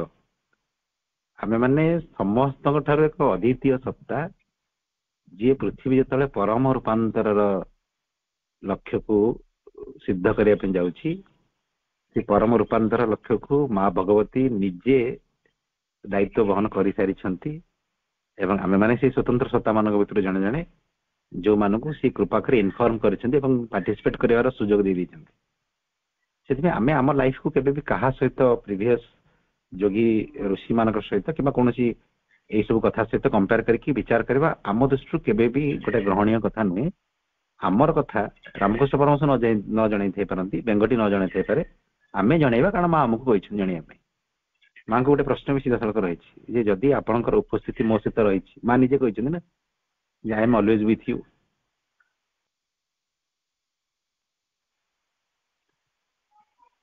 ମା କହୁଛନ୍ତି go deep within yourself, you can always find me there। ହୃଦୟ ମଧ୍ୟକୁ ପ୍ରବେଶ କର, ତୁ ସଦା ସର୍ବଦା ମତେ ପାଇବୁ। ତାହେଲେ ପୁଣି ଜଣେଇବା କଣ ଆବଶ୍ୟକ? ସେ ତ ନିଜେ ଅଛନ୍ତି, ଯେମିତି ରାମକୃଷ୍ଣ ପରମହଂସଙ୍କର କଣ୍ଟେକ୍ସଟରେ ମୋର ଦେହ ଖରାପ ଅଛି, ମା ଜାଣିନାହାନ୍ତି କି? ସେ କହୁଛନ୍ତି। ସେ ସମୟ ଭିନ୍ନ ଥିଲା ଏବଂ ଜଣେଇବାର ଆବଶ୍ୟକତା ହୁଏତ ନଥାଇପାରେ। ସେ ମାନେ ଆମେ କହିବା ନାହିଁ କି ଯେ ରାମକୃଷ୍ଣ ପରମହଂସ ଭୁଲ କଲେ ବୋଲି, ସେ ସମୟ ହିଁ ଡିଫରେଣ୍ଟ ଥିଲା, ଫିଜିକାଲ ଟ୍ରାନ୍ସଫର୍ମେସନ ର ଆବଶ୍ୟକତା ହିଁ ନଥିଲା। ମା ଜାଣି ବି ଥିଲେ, ଏକଥା ବି କୁହାଯାଇ ପାରିବ ନାହିଁ, ମା ଜାଣିଥିଲେ। ଯଦି ବି ତାଙ୍କର ଦେହକୁ ଭଲ କରୁନଥିଲେ, ତାଙ୍କର ଭଲ ନ କରିବାର ପଶ୍ଚାତରେ ବି ତାଙ୍କର କିଛି ଉଦ୍ଦେଶ୍ୟ ଥାଇପାରେ। ରାମକୃଷ୍ଣ ପରମହଂସ ଏ କଥାଟିକୁ ଜଣାଉ ନଥିଲେ, କାରଣ ସେ ସମୟରେ ଏଇ କଥାଟିକୁ ଓଭରକମ କରିବା କିଛି ଆବଶ୍ୟକତା ନଥିଲା। ଆମେ କାହିଁକି ଜଣେଇବା? କାରଣ ଆମମାନଙ୍କର ଲକ୍ଷ୍ୟ ହିଁ ଭିନ୍ନ, ଆମମାନଙ୍କର ଫିଜିକାଲ ଟ୍ରାନ୍ସଫର୍ମେସନ ଆବଶ୍ୟକ। ମୋର ଦେହ ଖରାପ ହେଲେ ମୁଁ ଜଣେଇବା ଆବଶ୍ୟକ, କାରଣ ଏଇ ଶରୀରଟି ରୋଗରେ ହନ୍ତସନ୍ତ ହବା ପାଇଁ ଆସି ନାହିଁ, ଏଇ ଶରୀରଟି ଟ୍ରାନ୍ସଫର୍ମ ହବା ପାଇଁ ଆସିଛି। ଆମେ ଜଣେଇବାନି କାହିଁକି? ଆମେ ଜଣେଇବା। ଏବଂ ସେ ସମ୍ପର୍କରେ ମା ବି କହିଛନ୍ତି ଅଲରେଡି। ଯେମିତି ଆମେ କହିପାରିବା, ମାଙ୍କୁ ପଚରାଗଲା ଯେ ତୁମେ ଯଦି ସଦା ସର୍ବଦା ମୋ ସହିତ ରହିଛ ତାହେଲେ ମୁଁ ତୁମକୁ ଡାକିବି କାହିଁକି? why I will call you? ମା କହୁଛନ୍ତି ହଁ ମୋର ଉପସ୍ଥିତି ତୋ ସହିତ ରହିଛି, ତୋର ଡାକିବାଟା ମୋର ଉପସ୍ଥିତିକୁ କାର୍ଯ୍ୟକାରୀ କରେ, ଇଫେକ୍ଟିଭ କରେ, ଡାଇନାମିକ କରେ। your call make my presence effective। ତାମାନେ ଆମେ ଗାଡ଼ିରେ ଯାଉଛୁ, ଗାଡ଼ିଟି ଆକ୍ସିଡେଣ୍ଟ ହବା ପାଇଁ ଯାଉଛି, ମାଙ୍କର ଉପସ୍ଥିତି ଆମ ସହିତ ରହିଛି, ଆମେ କାଜୁଆଲ ହେଇଯିବାନି, ମା ତ ଅଛନ୍ତି ଯାହା ହବ ନାହିଁ, ମୁଁ ଡାକି ମତେ ଡାକିଦେଲା ପରେ ମା ସାଙ୍ଗେ ସାଙ୍ଗେ ଆସି ବଞ୍ଚେଇଦେବେ। ମା ସେଇଠି ହିଁ ଅଛନ୍ତି। ତୁ ଡାକିବା ବହୁତ ଆବଶ୍ୟକ। ଭଗବାନଙ୍କ ସହିତ ଜୀବନ୍ତ ସମ୍ପର୍କ ସ୍ଥାପନ କରିବା ପାଇଁ ଭଗବାନଙ୍କୁ ନିରନ୍ତର ଜଣେଇବା, ଡାକିବା ବହୁତ ଆବଶ୍ୟକ। ପ୍ରଭୁ କହିଲେନି ଯେ ସାଧନାର ଅନ୍ୟ ଉପାୟ ଯଦି ତୁ ନ କରିପାରୁଛୁ, କଲ୍ କଲ୍ ଆଣ୍ଡ କଲ୍, ଡାକେ ଡାକେ ଏବଂ ଡାକେ, ଏହାର ବହୁତ ଆବଶ୍ୟକତା ରହିଛି। ଆମେ ରାମକୃଷ୍ଣଙ୍କର ସ୍ତରକୁ ଗଲେ ବୁଝିପାରିବା ସେ କାହିଁକି ଜଣେଇଲେନି, କିନ୍ତୁ ଆମମାନଙ୍କ ପାଇଁ ସେ କଥାଟିକୁ ବେଶୀ ସିରିୟସଲି ନେବା ଆବଶ୍ୟକ ନାହିଁ, କାରଣ ଆମକୁ ଜଣେଇବା ପାଇଁ ତ ମା ନିଜେ କହିଲେ। ଦେହ ଖରାପ ବେଳେ ମା କହୁଛନ୍ତି ପ୍ରାର୍ଥନା ମା ମୁଁ ଶିଖେଇ ଦେଇଗଲେ, କ୍ୟୁର ମି ଓ ମଦର। ମା ସିଧା କହିଲେ ମୋର ଦେହ ଖରାପ ଅଛି, ମୁଁ ଅଧିକାର ସହିତ ମାଙ୍କୁ କହିବି ମା ମତେ ଭଲ କରିଦେ। ଏମିତି ଏକ ଘଟଣା ପ୍ରଭୁଙ୍କ ସହିତ ବି ଘଟିଥିଲା। ଜଣେ ସାଧକ ଥିଲେ, ଆଶ୍ରମ ବାହାରେ ରହୁଥିଲେ, ପ୍ରଭୁଙ୍କର ଜଣେ ଅନୁଗାମୀ, ବହୁତ ଭଲ ପାଉଥିବା ଜଣେ ବ୍ୟକ୍ତି ପ୍ରଭୁଙ୍କୁ। ତାଙ୍କର ଦେହ ଖରାପ ଥିଲା ଏବଂ ସେ ନିରନ୍ତର ପ୍ରଭୁଙ୍କୁ ଚିଠି ଲେଖନ୍ତି, ଯେମିତି ଅସୁବିଧା ହଉଛି, ଶାରୀରିକ ଅସୁବିଧା। ପ୍ରଭୁ ସେ ଚିଠିକୁ ଆଧାର କରି କଣ କରନ୍ତି, ତାଙ୍କୁ କୃପା ପ୍ରେରଣ କରନ୍ତି ତାଙ୍କର ଶରୀର ଭଲ ହେବା ପାଇଁ।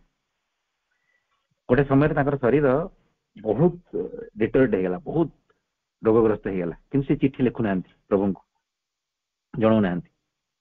ପ୍ରଭୁ ତାଙ୍କ ରୁମରେ ବ୍ୟାକୁଳ ହେଇକି ସାଧକ ମାନଙ୍କୁ କହୁଛନ୍ତି ସିଏ କାହିଁକି ଲେଖୁନାହିଁ, ମାନେ ବ୍ୟାକୁଳ ହେଇକି, ଯେମିତି ହେଲ୍ପଲେସ୍ ସିଏ, ମାନେ ସିଏ କରୁଣାମୟ, ବ୍ୟାକୁଳ ହେଇକି ଚାହୁଁଛନ୍ତି ତାଙ୍କୁ ହେଲ୍ପ କରିବା ପାଇଁ, କିନ୍ତୁ ସିଏ ଅଧମ, ସିଏ ଚାହୁଁନାହିଁ, କାହିଁ ଲେଖୁନାହିଁ। ଏପଟେ କରୁଣାମୟ ପୁରା ବ୍ୟାକୁଳ ହେଇ କହୁଛନ୍ତି ଯେ ସେ କାହିଁକି ଲେଖୁନାହିଁ, ସେ କାହିଁକି ଲେଖୁନାହିଁ, ଚିଠି କାହିଁ ମୋ ପାଖକୁ ଆସୁନାହିଁ। ସେଇ ଚିଠି ଲେଖିବା ଏବଂ ଜଣେଇବା ଭିତରେ ତାଙ୍କ କୃପା ଯାଇକି କାର୍ଯ୍ୟ କରେ। ଆମେ ଯଦି କହିବା ମୁଁ ଚୁପଚାପ ବସିବି, ମା ତ ଜାଣିଛି ମୁଁ କାହିଁକି ଜଣେଇବି, ସେଇଟା ଠିକ ନୁହଁ। ନିଜେ କହୁଛନ୍ତି ଆମର ପ୍ରାର୍ଥନା ମାଧ୍ୟମରେ ସେ ଇଫେକ୍ଟିଭ ହୁଅନ୍ତି। ଆମେ ଜଣେଇଲେ ହିଁ, ଆମେ ତାଙ୍କୁ ଇନଫର୍ମ କଲେ ହିଁ ସେ ସୁଯୋଗ ପାଆନ୍ତି ଆମର ଲାଇଫ ଭିତରେ ଇଣ୍ଟରଫିୟର କରିବା ପାଇଁ। ଏଇଟା ବହୁତ ଆବଶ୍ୟକ। ମୋର ଛୋଟଠୁ ଆରମ୍ଭ କରି ବଡ କଥା ପର୍ଯ୍ୟନ୍ତ ମୁଁ ଜଣେଇବି ତାଙ୍କୁ। ମୁଁ ଯେମିତି ମୋ ଭିତରେ ଗୋଟେ କଣ ଛୋଟିଆ ଜିନିଷଟା ଖାଇବା ପାଇଁ ଇଚ୍ଛା ହଉଛି, ମୁଁ ତ ଜଣେଇବି ମା ଏଇଟା ମତେ ଖାଇବା ପାଇଁ ଇଚ୍ଛା ହଉଛି। କିନ୍ତୁ କଣ ହବ, ଯଦି ସେ ଜିନିଷଟି ମୋର ଆବଶ୍ୟକତା ଥିବ ସେ ଦେବେ, ଯଦି ଆବଶ୍ୟକତା ନଥିବ ସେ ଖାଦ୍ୟର ଲାଳସଟାକୁ ହିଁ ସେ ମତେ, ଲାଳସାଟାରୁ ହିଁ ମତେ ମୁକ୍ତ କରିଦେବେ, ମୁଁ ଟ୍ରାନ୍ସଫର୍ମ ହେଇଯିବି। ସବୁ କଥା ଜଣେଇବା ବହୁତ ଆବଶ୍ୟକ, ଡିଟେଲ ମାଙ୍କ କ୍ଷେତ୍ରରେ। ମା ଜାଣିଛନ୍ତି ନିଶ୍ଚିତ, କିନ୍ତୁ ଆମକୁ ତଥାପି ଜଣେଇବାକୁ ପଡିବ। ଆଉ ଗୋଟେ କଥା ମୁଁ କହୁଛି, ଶେଷ କଥାଟି, ଏଇ କଥାକୁ ବୁଝିବା ପାଇଁ। ଜଣେ ସାଧକଙ୍କ ଭିତରେ ଅନେକ ପ୍ରକାର ମନ୍ଦ ଇଚ୍ଛା ସବୁ ଥାଏ।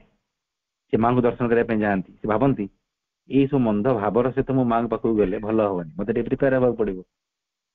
ସିଏ କଣ କରନ୍ତି, ମାଙ୍କ ପାଖକୁ ଯିବା ପୂର୍ବରୁ ଧ୍ୟାନ କରନ୍ତି।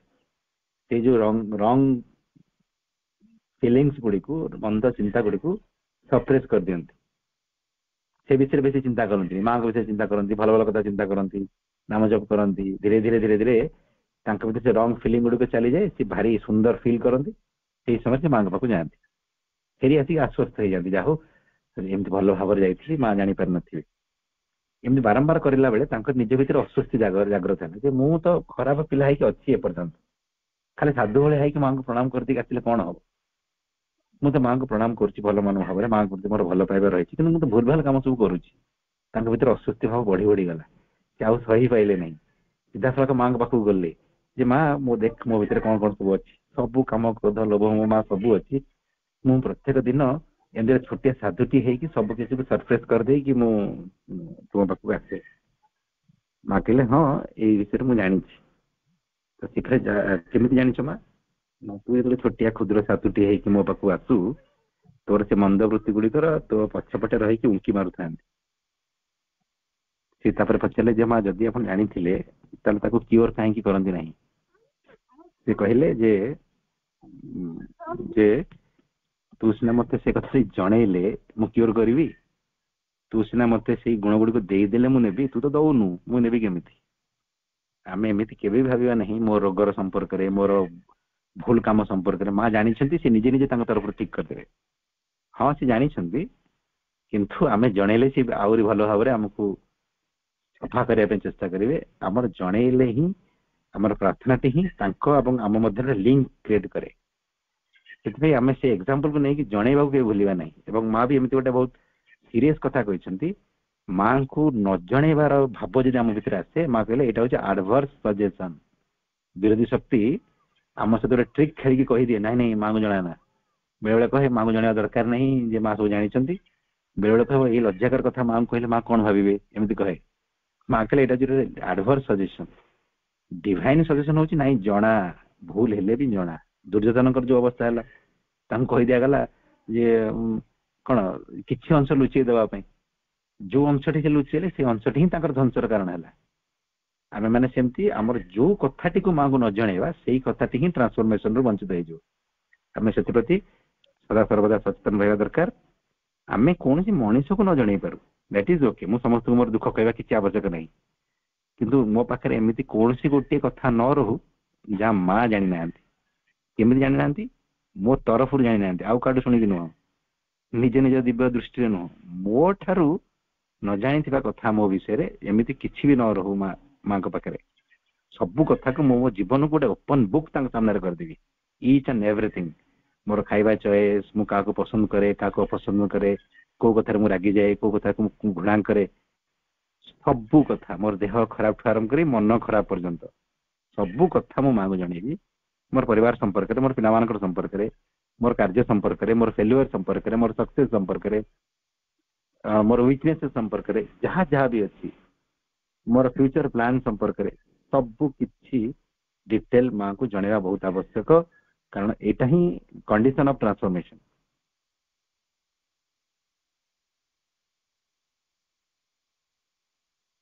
ଭାଇ ମୋ ଭିତରେ ଗୋଟେ ପ୍ରଶ୍ନ ଅଛି ଯେ ରୂପାନ୍ତର କାମଟା ସମଗ୍ର ସୃଷ୍ଟି ପାଇଁ, ଜଗତ ପାଇଁ ହଉଛି, କିନ୍ତୁ ତ 80% ଲୋକ ମାଙ୍କୁ ଜାଣି ନାହାନ୍ତି, ସେମାନେ ମାଙ୍କୁ କହୁନାହାନ୍ତି। କିନ୍ତୁ ତା ବୋଲି କଣ ରୂପାନ୍ତର କାମ ଯୋଉମାନେ ମାଙ୍କୁ ଜାଣିଛନ୍ତି, ଜଣାଉଛନ୍ତି, ସେମାନଙ୍କ ଭିତରେ ହିଁ ହବ, ନା ଏଟା ସମଗ୍ର ସୃଷ୍ଟିର ରୂପାନ୍ତର କାମଟି ଚାଲିଛି? ଦ୍ୱିତୀୟ ପ୍ରଶ୍ନଟି ହଉଛି, ଯିଏ ସିନା ଦୂରରେ ରହନ୍ତି, ଆମେ ତାଙ୍କୁ ସେ ଅନୁଭବଟା ହଉଛି ଯେ ମାଙ୍କୁ ଲେଖିକି ଜଣେଇବା। ମୁଁ ଜାଣିଛି ମା ଲେଖିଛନ୍ତି, ଲେଖିଲେ ପ୍ରାର୍ଥନାଟି ଶକ୍ତିଶାଳୀ ହୁଏ ଏବଂ ମନରେ କହିବା ଅପେକ୍ଷା ଲେଖିଲେ ଏକଦମ ସ୍ପଷ୍ଟ ହୁଏ ପ୍ରାର୍ଥନାଟି। କିନ୍ତୁ ଯେହେତୁ ଆମେ ଅନୁଭବ କରୁଛେ ଯେ ମା ଆମ ଭିତରେ ରହିଛନ୍ତି, ତ ଆମେ ତାଙ୍କୁ କଥାରେ କହିବା, ନିଜେ ଅନୁଭବରେ ମାଙ୍କ ସହିତ ଗୋଟେ ସୂକ୍ଷ୍ମ ଭାବରେ କଣ୍ଟାକ୍ଟ ରଖି ତାଙ୍କ ସହିତ କଥାବାର୍ତ୍ତା ହବାଟା ଅଧିକ ସହଜ ଏବଂ ଗୁରୁତ୍ୱପୂର୍ଣ୍ଣ ହବ, ନା ଲେଖିକିରି ହିଁ ଜଣେଇବା?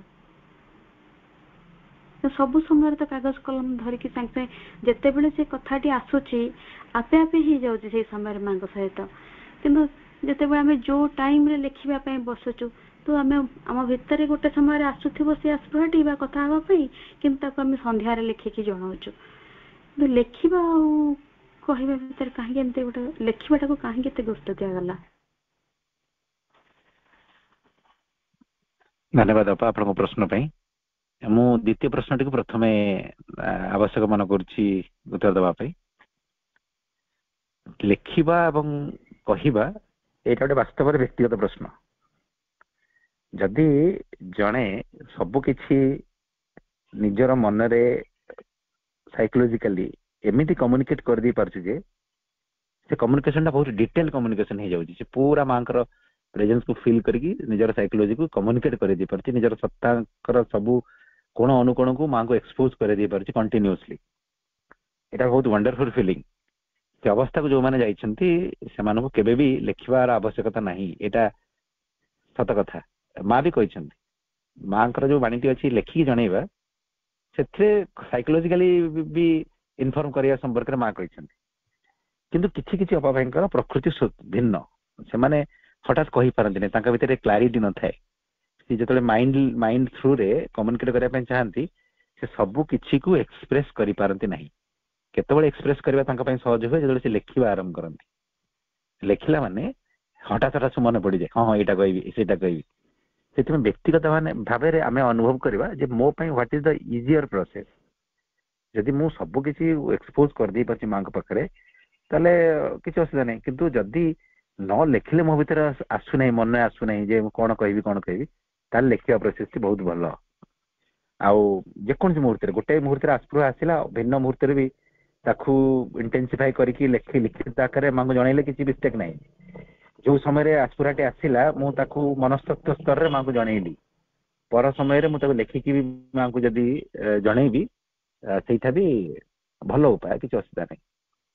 ଆଉ କିଛି ଜିନିଷ ଅଛି ଯୋଉ ଜିନିଷରେ ଆମକୁ ନିହାତି ଲେଖିବା ଆବଶ୍ୟକ। ଆମମାନଙ୍କର କିଛି ମନୋଭାବ, କିଛି ପ୍ରକୃତି ଆମକୁ ବାରମ୍ବାର ଅସୁବିଧାରେ ପକାଏ। ଯେମିତି ମୁଁ କହିଲି ଆପଣଙ୍କର କାହାର କାହାର ସବୁ କ୍ରୋଧ, ଈର୍ଷା, ଲୋଭ ଇତ୍ୟାଦି ବାରମ୍ବାର ଅସୁବିଧାରେ ପକଉଛି। ଗୋଟେ ମନ୍ଦ ଚିନ୍ତା ଆପଣଙ୍କ ଭିତରକୁ ବାରମ୍ବାର ଆସୁଛି, ସେଇଟାକୁ ସାଇକୋଲୋଜିକାଲି କମ୍ୟୁନିକେଟ କଲେ ବେଶୀ ଲାଭ ହୁଏନି। ତାକୁ ଯେତେବେଳେ ଲେଖିବା ଆପଣ ଗୋଟେ ମନ୍ଦ ଚିନ୍ତାକୁ, ଗୋଟେ ଦୁଃଖକୁ, ଯୋଉ ଦୁଃଖଟି ଆପଣଙ୍କୁ ବାରମ୍ବାର କଷ୍ଟ ଦଉଛି, ଯେତେ ଚେଷ୍ଟା କଲେ ମାଙ୍କୁ ଜଣେଇଲେ ବି ସେ ଯାଉନି, ତାମାନେ ସେ ଗୋଟେ ଆକ୍ୟୁଟ ଫିଜିକାଲ ଅବସ୍ଥାରେ ଆପଣଙ୍କ ଭିତରେ ଅଛି। ତାକୁ ଫିଜିକାଲି ଇରାଡିକେଟ କରିବାକୁ ପଡିବ। ଆପଣ ଲେଖିବେ ସେ ସୂକ୍ଷ୍ମ ଜିନିଷଟି ସ୍ଥୂଳ ରୂପକୁ ଆସିଯିବ ଏବଂ ତାକୁ ଯେତେବେଳେ ମାଙ୍କ ପରେ ଅଫର କରିଦେବେ, ଅଫର କଲା ପରେ ତାକୁ ଡେଷ୍ଟ୍ରୟ କରିବେ। ଏଇଟା ଗୋଟେ ଅକଲ୍ଟ ୱାର୍କ ମାଙ୍କର କଥା ଅନୁସାରେ। ଏଇଟା ଯେମିତି ତାନ୍ତ୍ରିକ ମାନେ କାର୍ଯ୍ୟ କରନ୍ତି ନା, ଏଇଟା ତନ୍ତ୍ର ଜନିତ ଗୋଟେ କାର୍ଯ୍ୟ। ଆପଣଙ୍କର ମନ୍ଦ ଚିନ୍ତାଟି ପେପରକୁ ପଳେଇଲା, ସେ ସ୍ଥୂଳ ରୂପ ଗ୍ରହଣ କରିନେଲା, ତାକୁ ଆପଣ ଚିରି ଦେଇକି ଜାଳିଦେଲେ କି କଣ କରିଦେଲେ ମାଙ୍କୁ ଅଫର କଲା ପରେ ସେ ଧୀରେ ଧୀରେ ତାର ଇଣ୍ଟେନ୍ସିଟି ହଟିଯାଏ। ସେ ନିଜକୁ ଆପଣଙ୍କ ଭିତରୁ ସେ ମୁକ୍ତ ହେଇକି ଚାଲିଯାଏ ବାହାରକୁ, ଆଉ ଆପଣ ମନ୍ଦ ଚିନ୍ତା ଆପଣଙ୍କ ଭିତରକୁ ଆସିବ ନାହିଁ। ସେଥିପାଇଁ ଏଇ ସବୁ ବିଷୟବସ୍ତୁ ଯାହା ଆପଣଙ୍କୁ ଅସୁବିଧାରେ ପକଉଛି, ଯୋଉ ମନ୍ଦ ଚିନ୍ତା, ଯୋଉ ଦୁଃଖ, ତାକୁ ଲେଖିଦେଲେ ସେଥିରୁ ଆପଣ ମୁକ୍ତ ହେବେ। ଆଉ ଗୋଟେ କଥା ବି ଲେଖିବା ଆବଶ୍ୟକ, କୌଣସି କର୍ମ ସମ୍ପର୍କରେ। ମନେ କରନ୍ତୁ ଗୋଟେ ଅନୁଷ୍ଠାନ ଦାୟିତ୍ୱରେ ଆପଣ ଅଛନ୍ତି କିମ୍ବା କୌଣସି କର୍ମ ଦାୟିତ୍ୱରେ ଆପଣ ଅଛନ୍ତି, ସେ ପ୍ରୋଗ୍ରାମଟିକୁ ଡିଟେଲ ଲେଖିଦେଇକି ମାଙ୍କ ପାଦ ତଳେ ଥୋଇ ଦିଆଯାଏ। ଆପଣ ଲେଖିଲେ ମାନେ ଆପଣଙ୍କର ମନୋଭାବଟି ସେ କାଗଜରେ ରେଜିଷ୍ଟର ହେଇଗଲା ଏବଂ ସେଇଟା କଣ୍ଟିନ୍ୟୁସଲି ମାଙ୍କ ପାଖରେ ଗୋଟେ ଇନଫର୍ମେସନ ଦେଇ ଚାଲିଥାଏ ନିଜକୁ। ମଦର 9ଟା ବାଜିଲା ଏଇ କାମଟି ଅଛି, 9:15 ବାଜିଲା ନେକ୍ସଟ କାମ, ତାମାନେ ମାଙ୍କୁ ସେ କଣ୍ଟିନ୍ୟୁସଲି ଇନଫର୍ମ କରୁଥାଏ। ଆପଣ ହୁଏତ ଭିନ୍ନ କାମରେ ଥିବେ ମାଙ୍କୁ ଜଣେଇ ଦେଇକି, କିନ୍ତୁ ସେଇ ଯୋଉ ଆପଣଙ୍କର ମନୋଭାବଟି ପେପରରେ ରେଜିଷ୍ଟର ହେଇଗଲା, ଗୋଟେ ସ୍ଥୂଳ ରୂପ ଚାଲିଗଲା, ସିଏ ବି ଗୋଟେ ସଚେତନ ସତ୍ତା ପରି ମାଙ୍କ ସହିତ କାର୍ଯ୍ୟର ସେକ୍ରେଟାରୀ ଭଳି କାର୍ଯ୍ୟ କରୁଥାଏ। ସେଥିପାଇଁ ଆପଣମାନେ ଦେଖିଥିବେ ବିଭିନ୍ନ ଅନୁଷ୍ଠାନରେ ବିଭିନ୍ନ କାର୍ଯ୍ୟକ୍ରମ ହେଲେ ଲେଖିକି ମାଙ୍କ ପାଖରେ ଦେଇ ଦିଆଯାଏ। ସେ ଜାଗାରେ ମଧ୍ୟ ଆପଣ ଏଇ ଉପାୟଟିକୁ ଅବଲମ୍ବନ କରିବା, ମୋର ବ୍ୟକ୍ତିଗତ ଅନୁଭବ ଦୃଷ୍ଟିକୋଣରୁ ମୁଁ କହିବି ଏଇଟା ହଉଛି ବେଟର। ଏଇଟା କାରଣ ସେ କାଗଜଟା କେବଳ ସିମ୍ପଲ କାଗଜ ନୁହଁ, ସିଏ ଗୋଟେ କଣ ଯନ୍ତ୍ର ଭାବରେ, ଗୋଟେ ସଚେତନ ସତ୍ତା ଭାବରେ କାର୍ଯ୍ୟ କରିକି ମାଙ୍କର ସେକ୍ରେଟାରୀ ଭଳିଆ ସେ କାର୍ଯ୍ୟକ୍ରମରେ ଇନଭଲ୍ଭ ହେଇକି ଥାଏ। ଏଇଟା ଆବଶ୍ୟକ। ଯେମିତି ଆମେ ଧୂପ ଲଗାଉଛୁ, ଧୂପର କାମ କଣ? ଯୋଉ ମୁହୂର୍ତ୍ତରେ ମୁଁ ଧୂପଟି ଲଗେଇଲି ସେଇ ମୁହୂର୍ତ୍ତରେ ମୋର ଆସ୍ପୃହାଟା ଧୂପ ଜଳିବା ପର୍ଯ୍ୟନ୍ତ ମାଙ୍କ ପାଖରେ ଅଫର ହେଇ ଚାଲୁଥିବ। ମୁଁ ଫୁଲଟି ମାଙ୍କ ପାଖରେ ଦଉଛି, ମୁଁ ଫୁଲ ସହିତ ଆଇଡେଣ୍ଟିଫାଇ ହେଲି, ଫୁଲକୁ ମୋର ପ୍ରାର୍ଥନା ଜଣେଇଦେଲି, ମାଙ୍କ ପାଖରେ ଫୁଲଟିକୁ ଅଫର କରିଦେଲି। ଫୁଲଟି ଯେପର୍ଯ୍ୟନ୍ତ ସତେଜ ଅଛି ସେ ପର୍ଯ୍ୟନ୍ତ ସେ ପ୍ରାର୍ଥନାଟି କଣ୍ଟିନ୍ୟୁସଲି ମାଙ୍କ ପାଖକୁ ଯାଉଥିବ। ସେମିତି ଲେଖିବାର କଥାଟି, ମୁଁ ଯେପର୍ଯ୍ୟନ୍ତ ସେଇ କାଗଜଟି ଅଛି, ପ୍ରୋଗ୍ରାମ ଚାଲିଛି, ସେ ପର୍ଯ୍ୟନ୍ତ ସେ କାଗଜଟି କଣ୍ଟିନ୍ୟୁସଲି ମାଙ୍କ ସହିତ କମ୍ୟୁନିକେଟ ମୋ କନସିୟସନେସକୁ କରାଉଥିବ। ଏଇ ଜାଗାରେ ଏଇଟା ଆବଶ୍ୟକ। କିନ୍ତୁ ଆମର ନିଜର ସାଧନା ସମ୍ପର୍କୀୟ କଥା ଯଦି ଆମେ without using pen and paper ଯଦି କମ୍ପ୍ଲିଟଲି ଏକ୍ସପୋଜ କରିକି ମାଙ୍କ ସହିତ କମ୍ୟୁନିକେଟ କରିଦେଇ ପାରୁଛୁ, ତାହେଲେ କିଛି ଅସୁବିଧା ନାହିଁ, ସେଇଟା ବି ଗ୍ରହଣୀୟ। ଆମେ ଅନେକ ସାଧକଙ୍କର ଡାଏରୀ ଜାଣିଛୁ, ଅନେକ ସାଧକ ଅଛନ୍ତି ସେମାନଙ୍କର ଡାଏରୀ ନାହିଁ। ସେମାନେ they are very much capable to communicate themselves without pen and paper. ସେଥିପାଇଁ କରାଯାଇ ପାରିବ। ଏବଂ ପ୍ରଥମ ପ୍ରଶ୍ନଟି ଯେ ରୂପାନ୍ତର ପାଇଁ ମାଙ୍କୁ ଜଣେଇବା ବହୁତ ଆବଶ୍ୟକ। ସଂସାର 80% ବ୍ୟକ୍ତି, 80% ନୁହଁ, ଆଉ ତାଠୁ ବି ଆହୁରି କମ ବ୍ୟକ୍ତି ଭଗବାନଙ୍କୁ ଜାଣିନାହାନ୍ତି, ମାଙ୍କୁ ଜାଣିନାହାନ୍ତି। ଯୋଉମାନେ ବି ମାଙ୍କୁ ଜାଣିଛନ୍ତି ସେମାନଙ୍କ ଭିତରେ ସମସ୍ତେ ବି ସଚେତନ ନୁହଁ। ତାହେଲେ ଏଇ ଜଗତର ରୂପାନ୍ତର କାର୍ଯ୍ୟଟି ସମସ୍ତଙ୍କ ପାଇଁ ଚାଲିଛି ନା ସେଇ ସ୍ୱତନ୍ତ୍ର ବ୍ୟକ୍ତି ମାନଙ୍କ ପାଇଁ ଚାଲିଛି? ପ୍ରକୃତିରେ ମା ସମସ୍ତଙ୍କର ମା। ଏଇ ଜନ୍ମରେ ଯିଏ ତାଙ୍କୁ ଜାଣିଛନ୍ତି ସେ କୃପା କରି ଜଣେଇଛନ୍ତି, ଏଇ ଜନ୍ମରେ ଯିଏ ତାଙ୍କୁ ଜାଣିନାହାନ୍ତି ସେଇଟା ବି ତାଙ୍କର କୃପା। ସେମାନେ ଯୋଉ ଚେତନାର ସ୍ତରରେ ଅଛନ୍ତି ବର୍ତ୍ତମାନ ତାଙ୍କୁ ଜାଣିବା ଆବଶ୍ୟକତା ନାହିଁ, କିନ୍ତୁ ସିଏ କଣ ତାଙ୍କର ପ୍ରେମ, ତାଙ୍କର ରୂପାନ୍ତର କ୍ରିୟାରୁ ବଞ୍ଚିତ ହବ କି? କେବେ ବି ନୁହଁ। ସମଗ୍ର ଜଗତକୁ ସେ ଗ୍ରହଣ କରି ରୂପାନ୍ତର କରୁଛନ୍ତି। ଆଉ ରୂପାନ୍ତର ମାନେ ନୁହଁ ଯେ ହଠାତ୍ ଯାଇ ଗତିମାନବ ହେଇଯିବା। ଗୋଟେ ପଥରଟିଏ ବୃକ୍ଷ ହବା ପାଇଁ ବୃକ୍ଷ ହବାର ଅବସ୍ଥାକୁ ଆସିବା ବି ସେଇଟା ହଉଛି ଟ୍ରାନ୍ସଫର୍ମେସନ ର ଗୋଟେ କ୍ରିୟା। ସେମିତି ସମଗ୍ର ଜଗତ ଯିଏ ଯୋଉ ସ୍ତରରେ ଅଛି ସେଇ ସ୍ତରରୁ ତାକୁ ମୁକ୍ତ କରିବାର କାର୍ଯ୍ୟ ମା କରୁଛନ୍ତି। ଯେମିତି ଆମେ କହିପାରିବା ଯେ ନର୍ସରୀରେ ଯିଏ ପାଠ ପଢୁଛି ତା ପାଖରେ ମାଙ୍କ କୃପା କାର୍ଯ୍ୟ କରୁଛି ତାକୁ ନର୍ସରୀରୁ ଷ୍ଟାଣ୍ଡାର୍ଡ 1 କୁ ଟ୍ରାନ୍ସଫର କରିବା ପାଇଁ। ସେଇ ବ୍ୟକ୍ତି କ୍ଷେତ୍ରରେ ସେଇଟା ହଉଛି ଟ୍ରାନ୍ସଫର୍ମେସନ। ଯିଏ 10th ରେ ଅଛି ତାକୁ 11th କୁ ନବା ପାଇଁ ଟ୍ରାନ୍ସଫର କରିବା ପାଇଁ ମା ଯୋଉ କାର୍ଯ୍ୟ କରୁଛନ୍ତି ତାର କ୍ଷେତ୍ରରେ ଏଇଟା ହଉଛି ତା ପାଇଁ ଟ୍ରାନ୍ସଫର୍ମେସନ। ସେମିତି ଚେତନାର କିଏ କୋଉ ସ୍ତରରେ ସମଗ୍ର ପୃଥିବୀରେ ରହିଛି ସେଇ ଚେତନାର ଅବସ୍ଥା ଅନୁସାରେ ମା ଭିନ୍ନ ଭିନ୍ନ ଭାବରେ ନିଜ ରୂପାନ୍ତର କାର୍ଯ୍ୟ କରୁଛନ୍ତି। ଯିଏ ପଥର ଅବସ୍ଥାରେ ଅଛି ତାକୁ ବୃକ୍ଷ କରୁଛନ୍ତି, ଯିଏ ବୃକ୍ଷ ଅବସ୍ଥାରେ ଅଛି ତାକୁ ପଶୁ ପକ୍ଷୀର ଅବସ୍ଥାକୁ ନେଉଛନ୍ତି, ଯିଏ ପଶୁ ପକ୍ଷୀର ଅବସ୍ଥାରେ ଅଛନ୍ତି ତାଙ୍କୁ ମଣିଷ ଅବସ୍ଥାକୁ ଆଣୁଛନ୍ତି, ମଣିଷରୁ ଅତିମାନବ ଦିଗରେ। ଆମେ ଦେଖିବା ନଳିନ୍ଦାଙ୍କର ଅବସ୍ଥା ଆମ ଅବସ୍ଥା ଭିନ୍ନ ଭିନ୍ନ। ନଳିନ୍ଦାଙ୍କର ରୂପାନ୍ତର କାର୍ଯ୍ୟ ମାଙ୍କ ପାଇଁ ଭିନ୍ନ ପ୍ରୋଜେକ୍ଟ, ଆମ ମାନଙ୍କ ରୂପାନ୍ତର କାର୍ଯ୍ୟ ମାଙ୍କ ପାଇଁ ଭିନ୍ନ ପ୍ରୋଜେକ୍ଟ। ଆମେ ମାନେ ଆଜି ଯେତେ ଜଣ ଅଛୁ ସମସ୍ତଙ୍କ ପାଇଁ ଭିନ୍ନ ଭିନ୍ନ ଭାବରେ ମା କାର୍ଯ୍ୟ କରୁଛନ୍ତି। ଆମ ସମସ୍ତଙ୍କ ପାଖରେ ଗୋଟିଏ ଗୋଟିଏ ମାଙ୍କର ଭିନ୍ନ ଭିନ୍ନ ରୂପ ରହିଛି, ଭିନ୍ନ ଭିନ୍ନ ଅବଚେତନତାର ଅନୁସାରେ ସେ ଭିନ୍ନ ଭିନ୍ନ ଭାବରେ କାର୍ଯ୍ୟ କରୁଛନ୍ତି। ତାଙ୍କର କରୁଣା ସମସ୍ତଙ୍କ ପାଇଁ ଅଛି କିନ୍ତୁ ଭିନ୍ନ ଭିନ୍ନ ଉପାୟରେ ଆମ ଚେତନାର ସ୍ତର ଅନୁସାରେ। ମାଙ୍କର ଯୋଉ ପ୍ରଥମ ଉପାୟଟି ଥିଲା ଟ୍ରାନ୍ସଫର୍ମେସନ ର, ପ୍ରଥମ ଉପାୟଟି ଏହା ଥିଲା ମା ସିଲେକ୍ଟ କରିଥିଲେ କିଛି କିଛି ସିଲେକ୍ଟେଡ ବ୍ୟକ୍ତି ମାନଙ୍କୁ ସିଧାସଳଖ ଟ୍ରାନ୍ସଫର୍ମ କରିକି ସିଧାସଳଖ ସେ ଦେବତା ଅବସ୍ଥାକୁ ନେଇଯିବେ, ଦିବ୍ୟ ସତ୍ତା ପରିଣତ କରିଦେବେ। ଏବଂ ଧୀରେ ଧୀରେ କଣ ହବ ସେଇ ବ୍ୟକ୍ତି ମାନଙ୍କର ପ୍ରଭାବରେ ତାର ପର ପିଢି ପିଢି ପିଢି ସେ ରୂପାନ୍ତର ହେଇଯିବେ। ଏଇଟା ଥିଲା ମାଙ୍କର ପ୍ରଥମ ପ୍ରୋସେସ। ମା ଅଲମୋଷ୍ଟ ସେଇ କାମରେ ଆଶ୍ରମର ଅନେକ ସାଧକ ମାନଙ୍କୁ ଗଭର୍ଣ୍ଣମେଣ୍ଟାଲ ଲେଭେଲ ପର୍ଯ୍ୟନ୍ତ ନେଇ ସାରିଥିଲେ। ଏବଂ ସେଇ ସମୟର ବର୍ଣ୍ଣନା ସବୁ ରହିଛି। ଆଶ୍ରମ ପୁରା ଗୋଟେ ସ୍ୱର୍ଗ ପରି ଲାଗେ, ପୁରା ଶାନ୍ତ ଗଭୀର ନିରବତା ଏବଂ ପ୍ରେମର ଗୋଟେ ବାତାବରଣ। ସେଇ ସ୍ଥାନରେ ପ୍ରକୃତି ମାତାଙ୍କର ମାଙ୍କର ଗୋଟେ କମ୍ୟୁନିକେସନ ହେଲା। ପ୍ରକୃତି ମାତା ଏଇ ପ୍ରାର୍ଥନାଟି ମାଙ୍କ ଆଗରେ ରଖୁଛନ୍ତି ଯେ ମା ଆପଣ କିଛି ସ୍ୱତନ୍ତ୍ର ବ୍ୟକ୍ତି ମାନଙ୍କୁ ନେଇକି କାର୍ଯ୍ୟ କରିବେ, ଆପଣଙ୍କର ଅନ୍ୟ ସନ୍ତାନ ମାନେ ତ ବଞ୍ଚିତ ହେଇଯିବେ, ଆପଣ ସମସ୍ତଙ୍କୁ କାହିଁ ଏକାଥରକେ ନଉନାହାନ୍ତି। ଆଚ୍ଛା, ଏ ଦିଟା କାର୍ଯ୍ୟ ଭିତରେ ପାର୍ଥକ୍ୟ କଣ? ଯେ ଗୋଟେ ଛୋଟିଆ ପ୍ରୋଜେକ୍ଟ କାମ କଲେ ପ୍ରୋଜେକ୍ଟଟା ପୁରା ପରଫେକ୍ଟଲି କାମ ହବ ଏବଂ ସମାଜ ଆଗରେ ଗୋଟେ ବିରାଟ ଗୋଟେ ଏକ୍ସାମ୍ପଲ କ୍ରିଏଟ ହେଇପାରିବ ଯେ ଭଗବାନ ମାଙ୍କ ରୂପରେ ଆସି କେମିତି ଚମତ୍କାର କାର୍ଯ୍ୟଟି କରୁଛନ୍ତି। ତାପରେ କଣ ହବ, ସେଇ ଉପାୟରେ ପର ପିଢି ମାନେ ଧୀରେ ଧୀରେ ଯୋଉ ସୁଧୁରିବେ, ସମଗ୍ର ବିଶ୍ୱ ରୂପାନ୍ତର ହେଲା ବେଳକୁ ବହୁତ ଡେରି ହେଇଯିବ।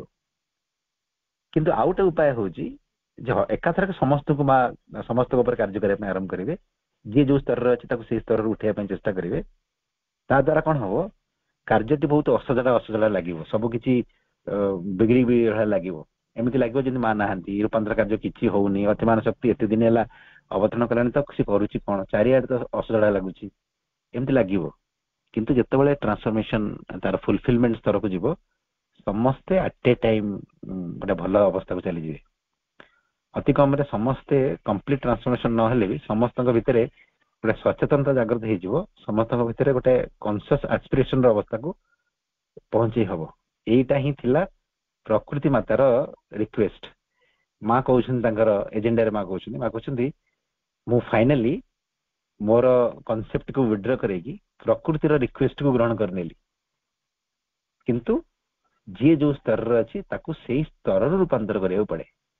ଆମେ ମାନେ ଏମିତି କହିପାରିବା ଯେ ଯୋଉମାନେ ମାଙ୍କୁ ଡାକୁଛନ୍ତି କନସିୟସଲି ସଚେତନ ଭାବରେ ସବୁ କିଛି ତାଙ୍କୁ ଇନଫର୍ମ କରୁଛନ୍ତି, ସେମାନେ ତାଙ୍କର ଇନଷ୍ଟ୍ରୁମେଣ୍ଟ ହିସାବରେ ଏମିତି ଏକ ଅବସ୍ଥାରେ ଅଛନ୍ତି, ସେମାନେ ଏଇ ରୂପାନ୍ତର କାର୍ଯ୍ୟକୁ ତ୍ୱରାନ୍ୱିତ କରିବା ପାଇଁ ହିଁ ମା ତାଙ୍କୁ ଇନ୍ସପାୟାର କରୁଛନ୍ତି ଯେ ତୁମେ ପ୍ରେ କରିଚାଲ, କନସିୟସଲି ପ୍ରେ କରିଚାଲ, କନସିୟସଲି ସବୁ ଇନଫର୍ମେସନ ଦେଇ ଚାଲ, ସୋ ଦ୍ୟାଟ ଯୋଉମାନେ ସଚେତନ ହେଲେଣି ସେଇମାନଙ୍କର ପ୍ରାର୍ଥନା ବଳରେ ହିଁ ଶକ୍ତିଟି ସମଗ୍ର ବିଶ୍ୱ ପାଇଁ ଆଉ ଜୋରରେ କାର୍ଯ୍ୟ କରିପାରିବ। ଆମେ ଯୋଉ ବ୍ୟକ୍ତିଗତ ଭାବେ କୌଣସି ପ୍ରୋବ୍ଲେମକୁ ଲେଖୁଛୁ, ମାଙ୍କୁ ଜଣାଉଛୁ, ନିଜର ଦୁଃଖ ଜଣାଉଛୁ, ବାସ୍ତବରେ ଆମ ମାନଙ୍କର ଅଜ୍ଞାନତାର ପ୍ରଭାବରେ ଆମକୁ ଲାଗୁଛି ବୋଧହୁଏ ମୁଁ ମୋ ନିଜ ବିଷୟରେ ଜଣାଉଛି, ବୋଧହୁଏ ମୁଁ ମୋର ନିଜର ପ୍ରୋବ୍ଲେମ ବିଷୟରେ ଜଣାଉଛି। ଯଦି ମୋର ପ୍ରୋବ୍ଲେମ ସଲ୍ଭ ହେଇଗଲା ବୋଧହୁଏ କେବଳ ସେଟା ମୋ ପାଇଁ ହିଁ ସଲ୍ଭ ହଉଛି, ସେଇଟା ନୁହଁ। ଆମେ ମାନେ ସମଗ୍ର ବିଶ୍ୱ ସହିତ ଆଇଡେଣ୍ଟିଫାଇ ହେଇକି ହିଁ ଏଇ କାର୍ଯ୍ୟଟି କରିବା ପାଇଁ ମା ଆମକୁ ଯୋଗ୍ୟ ଏବେ କରିସାରିଲେଣି। ମୁଁ ମୋ ଦୁଃଖ ଜଣାଉଛି ମାନେ ସେଇ ପ୍ରକାର ଦୁଃଖ ସମଗ୍ର ଜଗତରେ ଯେତେ ଅଛି ମୋର ସମାଧାନ ସହିତ ସେଇ ବ୍ୟକ୍ତି ମାନଙ୍କର ସେଇ ପ୍ରକାରର ଦୁଃଖର ସମାଧାନ ମା କରେଇବି। ତାମାନେ ଆମେ ମାନେ କନସିୟସଲି ମାଙ୍କ ଟ୍ରାନ୍ସଫର୍ମେସନ ରେ ପାର୍ଟିସିପେଟ କରିବାର ଅବସ୍ଥାକୁ ଆମେ ଆସିଲୁଣି। ଆମେ ମାନେ ଏଇ ଅବସ୍ଥାରେ ଯଦି ଆମେ କହିବା ଯେ ସମଗ୍ର ବିଶ୍ୱ ଯେମିତି ଆମେ ସେମିତି କାମ କରିବା, ସେ କଥା ଗ୍ରହଣୀୟ ନୁହେଁ। କାରଣ ଆମେ ଭିନ୍ନ ଭାବରେ କାମ କରିବା ପାଇଁ ମା ଆମକୁ ଯୋଗ୍ୟ କରିସାରିଲେଣି। ଆମେ ଯେତେବେଳେ ନିଜର ଦୁଃଖଟିକୁ ମାଙ୍କୁ ଜଣାଉଛୁ, ସେଇ ପ୍ରକାରର ଦୁଃଖ ସଂସାର ଯୋଉ ଯୋଉ ବ୍ୟକ୍ତି ମାନଙ୍କ ଭିତରେ ରହିଛି ମତେ ଯନ୍ତ୍ର କରିକି ମା ସେ ଦୁଃଖକୁ ନିଜ ପାଖକୁ ନେଇଯିବେ ଏବଂ ସେ ତାର କନସେପ୍ଟକୁ ହିଁ ଚେଞ୍ଜ କରିଦେବେ। ଏମିତି ଏକ କାହାଣୀ ଆଶ୍ରମରେ ଜଣେ ସାଧକ ଥିଲେ, ସେ ବହୁତ ଡ୍ରିଙ୍କ କରନ୍ତି ଏବଂ ତାଙ୍କର ଏଗେନଷ୍ଟ ବହୁତ କମ୍ପ୍ଲେନ ମାଙ୍କ ପାଖକୁ ଆସିଲା। କେହି କେହି ଜଣେ ତାଙ୍କୁ ଗାଳି ଗୁଲଜ ବି କଲେ ଯେ ମା କଣ ଇଜ୍ଜତ ମହତ ଛାଡୁଛି ଆମ ମାନଙ୍କର। ମା ତାଙ୍କ ବିରୁଦ୍ଧର ଆଲୋଚନା ଶୁଣିକି ବହୁତ ସିରିୟସ ହେଇଗଲେ। ତାପରେ ସେ କହିଲେ ଯଦି ସିଏ ଏଠିକି ନ ଆସିକି ହିମାଳୟ ପଳେଇଥାନ୍ତା, ସେ ତୁମଠାରୁ ବି ବଡ ଯୋଗୀ ହେଇପାରିଥାନ୍ତା। ସେଇଟା ମାନେ ସେ ଏଠିକି ଆସିଛି ମାନେ ମୁଁ ଗୋଟେ ତାକୁ ଟ୍ରାନ୍ସଫର୍ମେସନ ର ସେ ଯୋଉ ପ୍ରୋବ୍ଲେମ ଡ୍ରଙ୍କାର୍ଡ ମାନଙ୍କର ପ୍ରୋବ୍ଲେମକୁ ଟ୍ରାନ୍ସଫର କରିବା ପାଇଁ ତାକୁ ଗୋଟେ ପାଖରେ ଇନଷ୍ଟ୍ରୁମେଣ୍ଟ କରିଛି ଏବଂ ସେ ସେଥିପାଇଁ ସେ କନସେଣ୍ଟ ଦେଇଛି। କନସିୟସଲି ସିଏ ତାରି ଭିତରେ ସେ ପ୍ରୋବ୍ଲେମଟାକୁ ମା ଇନଫ୍ୟୁଜ କରେଇକି ତାକୁ ରୂପାନ୍ତର କରୁଛନ୍ତି। ସେମିତି ଆମ ଭିତରେ ଗୋଟେ ପ୍ରୋବ୍ଲେମ ଆସୁଛି, ତା ମାନେ ନୁହଁ ଯେ ସେ ପ୍ରୋବ୍ଲେମଟା କେବଳ ମୋର। ସେଇ ପ୍ରୋବ୍ଲେମର ମାନେ କନେକ୍ସନ ବିଶ୍ୱର ସମସ୍ତଙ୍କ ସହିତ ଅଛି। ମୁଁ ଯଦି ମାଙ୍କୁ ନ ଜଣେଇକି ସେ ପ୍ରୋବ୍ଲେମଟା ରହିଯିବି ଚୁପଚାପ, ତାମାନେ ବିଶ୍ୱରେ ସେ ପ୍ରୋବ୍ଲେମର ସଲ୍ୟୁସନ ହବା ଟିକେ କଷ୍ଟ ହବ।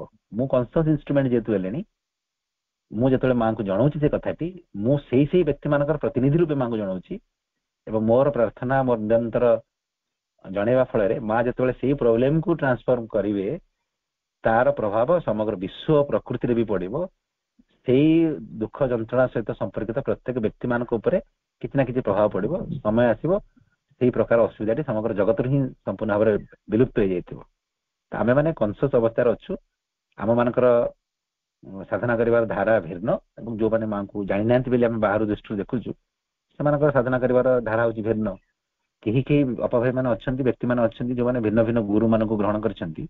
ତାଙ୍କର ସମସ୍ୟାର ସମାଧାନ ପାଇଁ ସେମାନଙ୍କୁ ସେ ପ୍ରାର୍ଥନା କରନ୍ତି। ମା କହିଲେ ଅଲ୍ଟିମେଟଲି ସେ ପ୍ରାର୍ଥନା ମୋରି ପାଖକୁ ହିଁ ଆସେ। ସେମାନେ ଆଉ କାହା ମାଧ୍ୟମରେ ମତେ ପ୍ରାର୍ଥନା କରନ୍ତି, କିନ୍ତୁ ସମସ୍ୟା ସମାଧାନ କରିବାର ସାମର୍ଥ୍ୟ କେବଳ ମୋର ଅଛି। ଇନଡାଇରେକ୍ଟଲି ମୋ ପାଖକୁ ଆସେ। କିନ୍ତୁ ଆମେ ମାନେ ଯୋଉ ଅବସ୍ଥାରେ ଅଛୁ, we are in a direct contact. ଆମେ ଆଉ କୌଣସି ଗୁରୁ କୌଣସି ମାଧ୍ୟମରେ ମାଙ୍କୁ ନ ଜଣେଇ ସିଧାସଳଖ ସବୁ କିଛି ଡିଟେଲ ମାଙ୍କୁ ଜଣେଇବାର ଅବସ୍ଥାରେ ରହିଛୁ। ତ ସେଥିପାଇଁ ହିଁ ମା ଆମକୁ ଚୁଜ୍ କରିଛନ୍ତି। ତ ଆମେ ସେ ବ୍ୟକ୍ତିଙ୍କର ପ୍ରୋସେସକୁ ଯଦି ଗ୍ରହଣ କରିନେଲେ ସେଇଟା ଆମ ମାନଙ୍କ ପାଇଁ ଠିକ ହବନି। ମା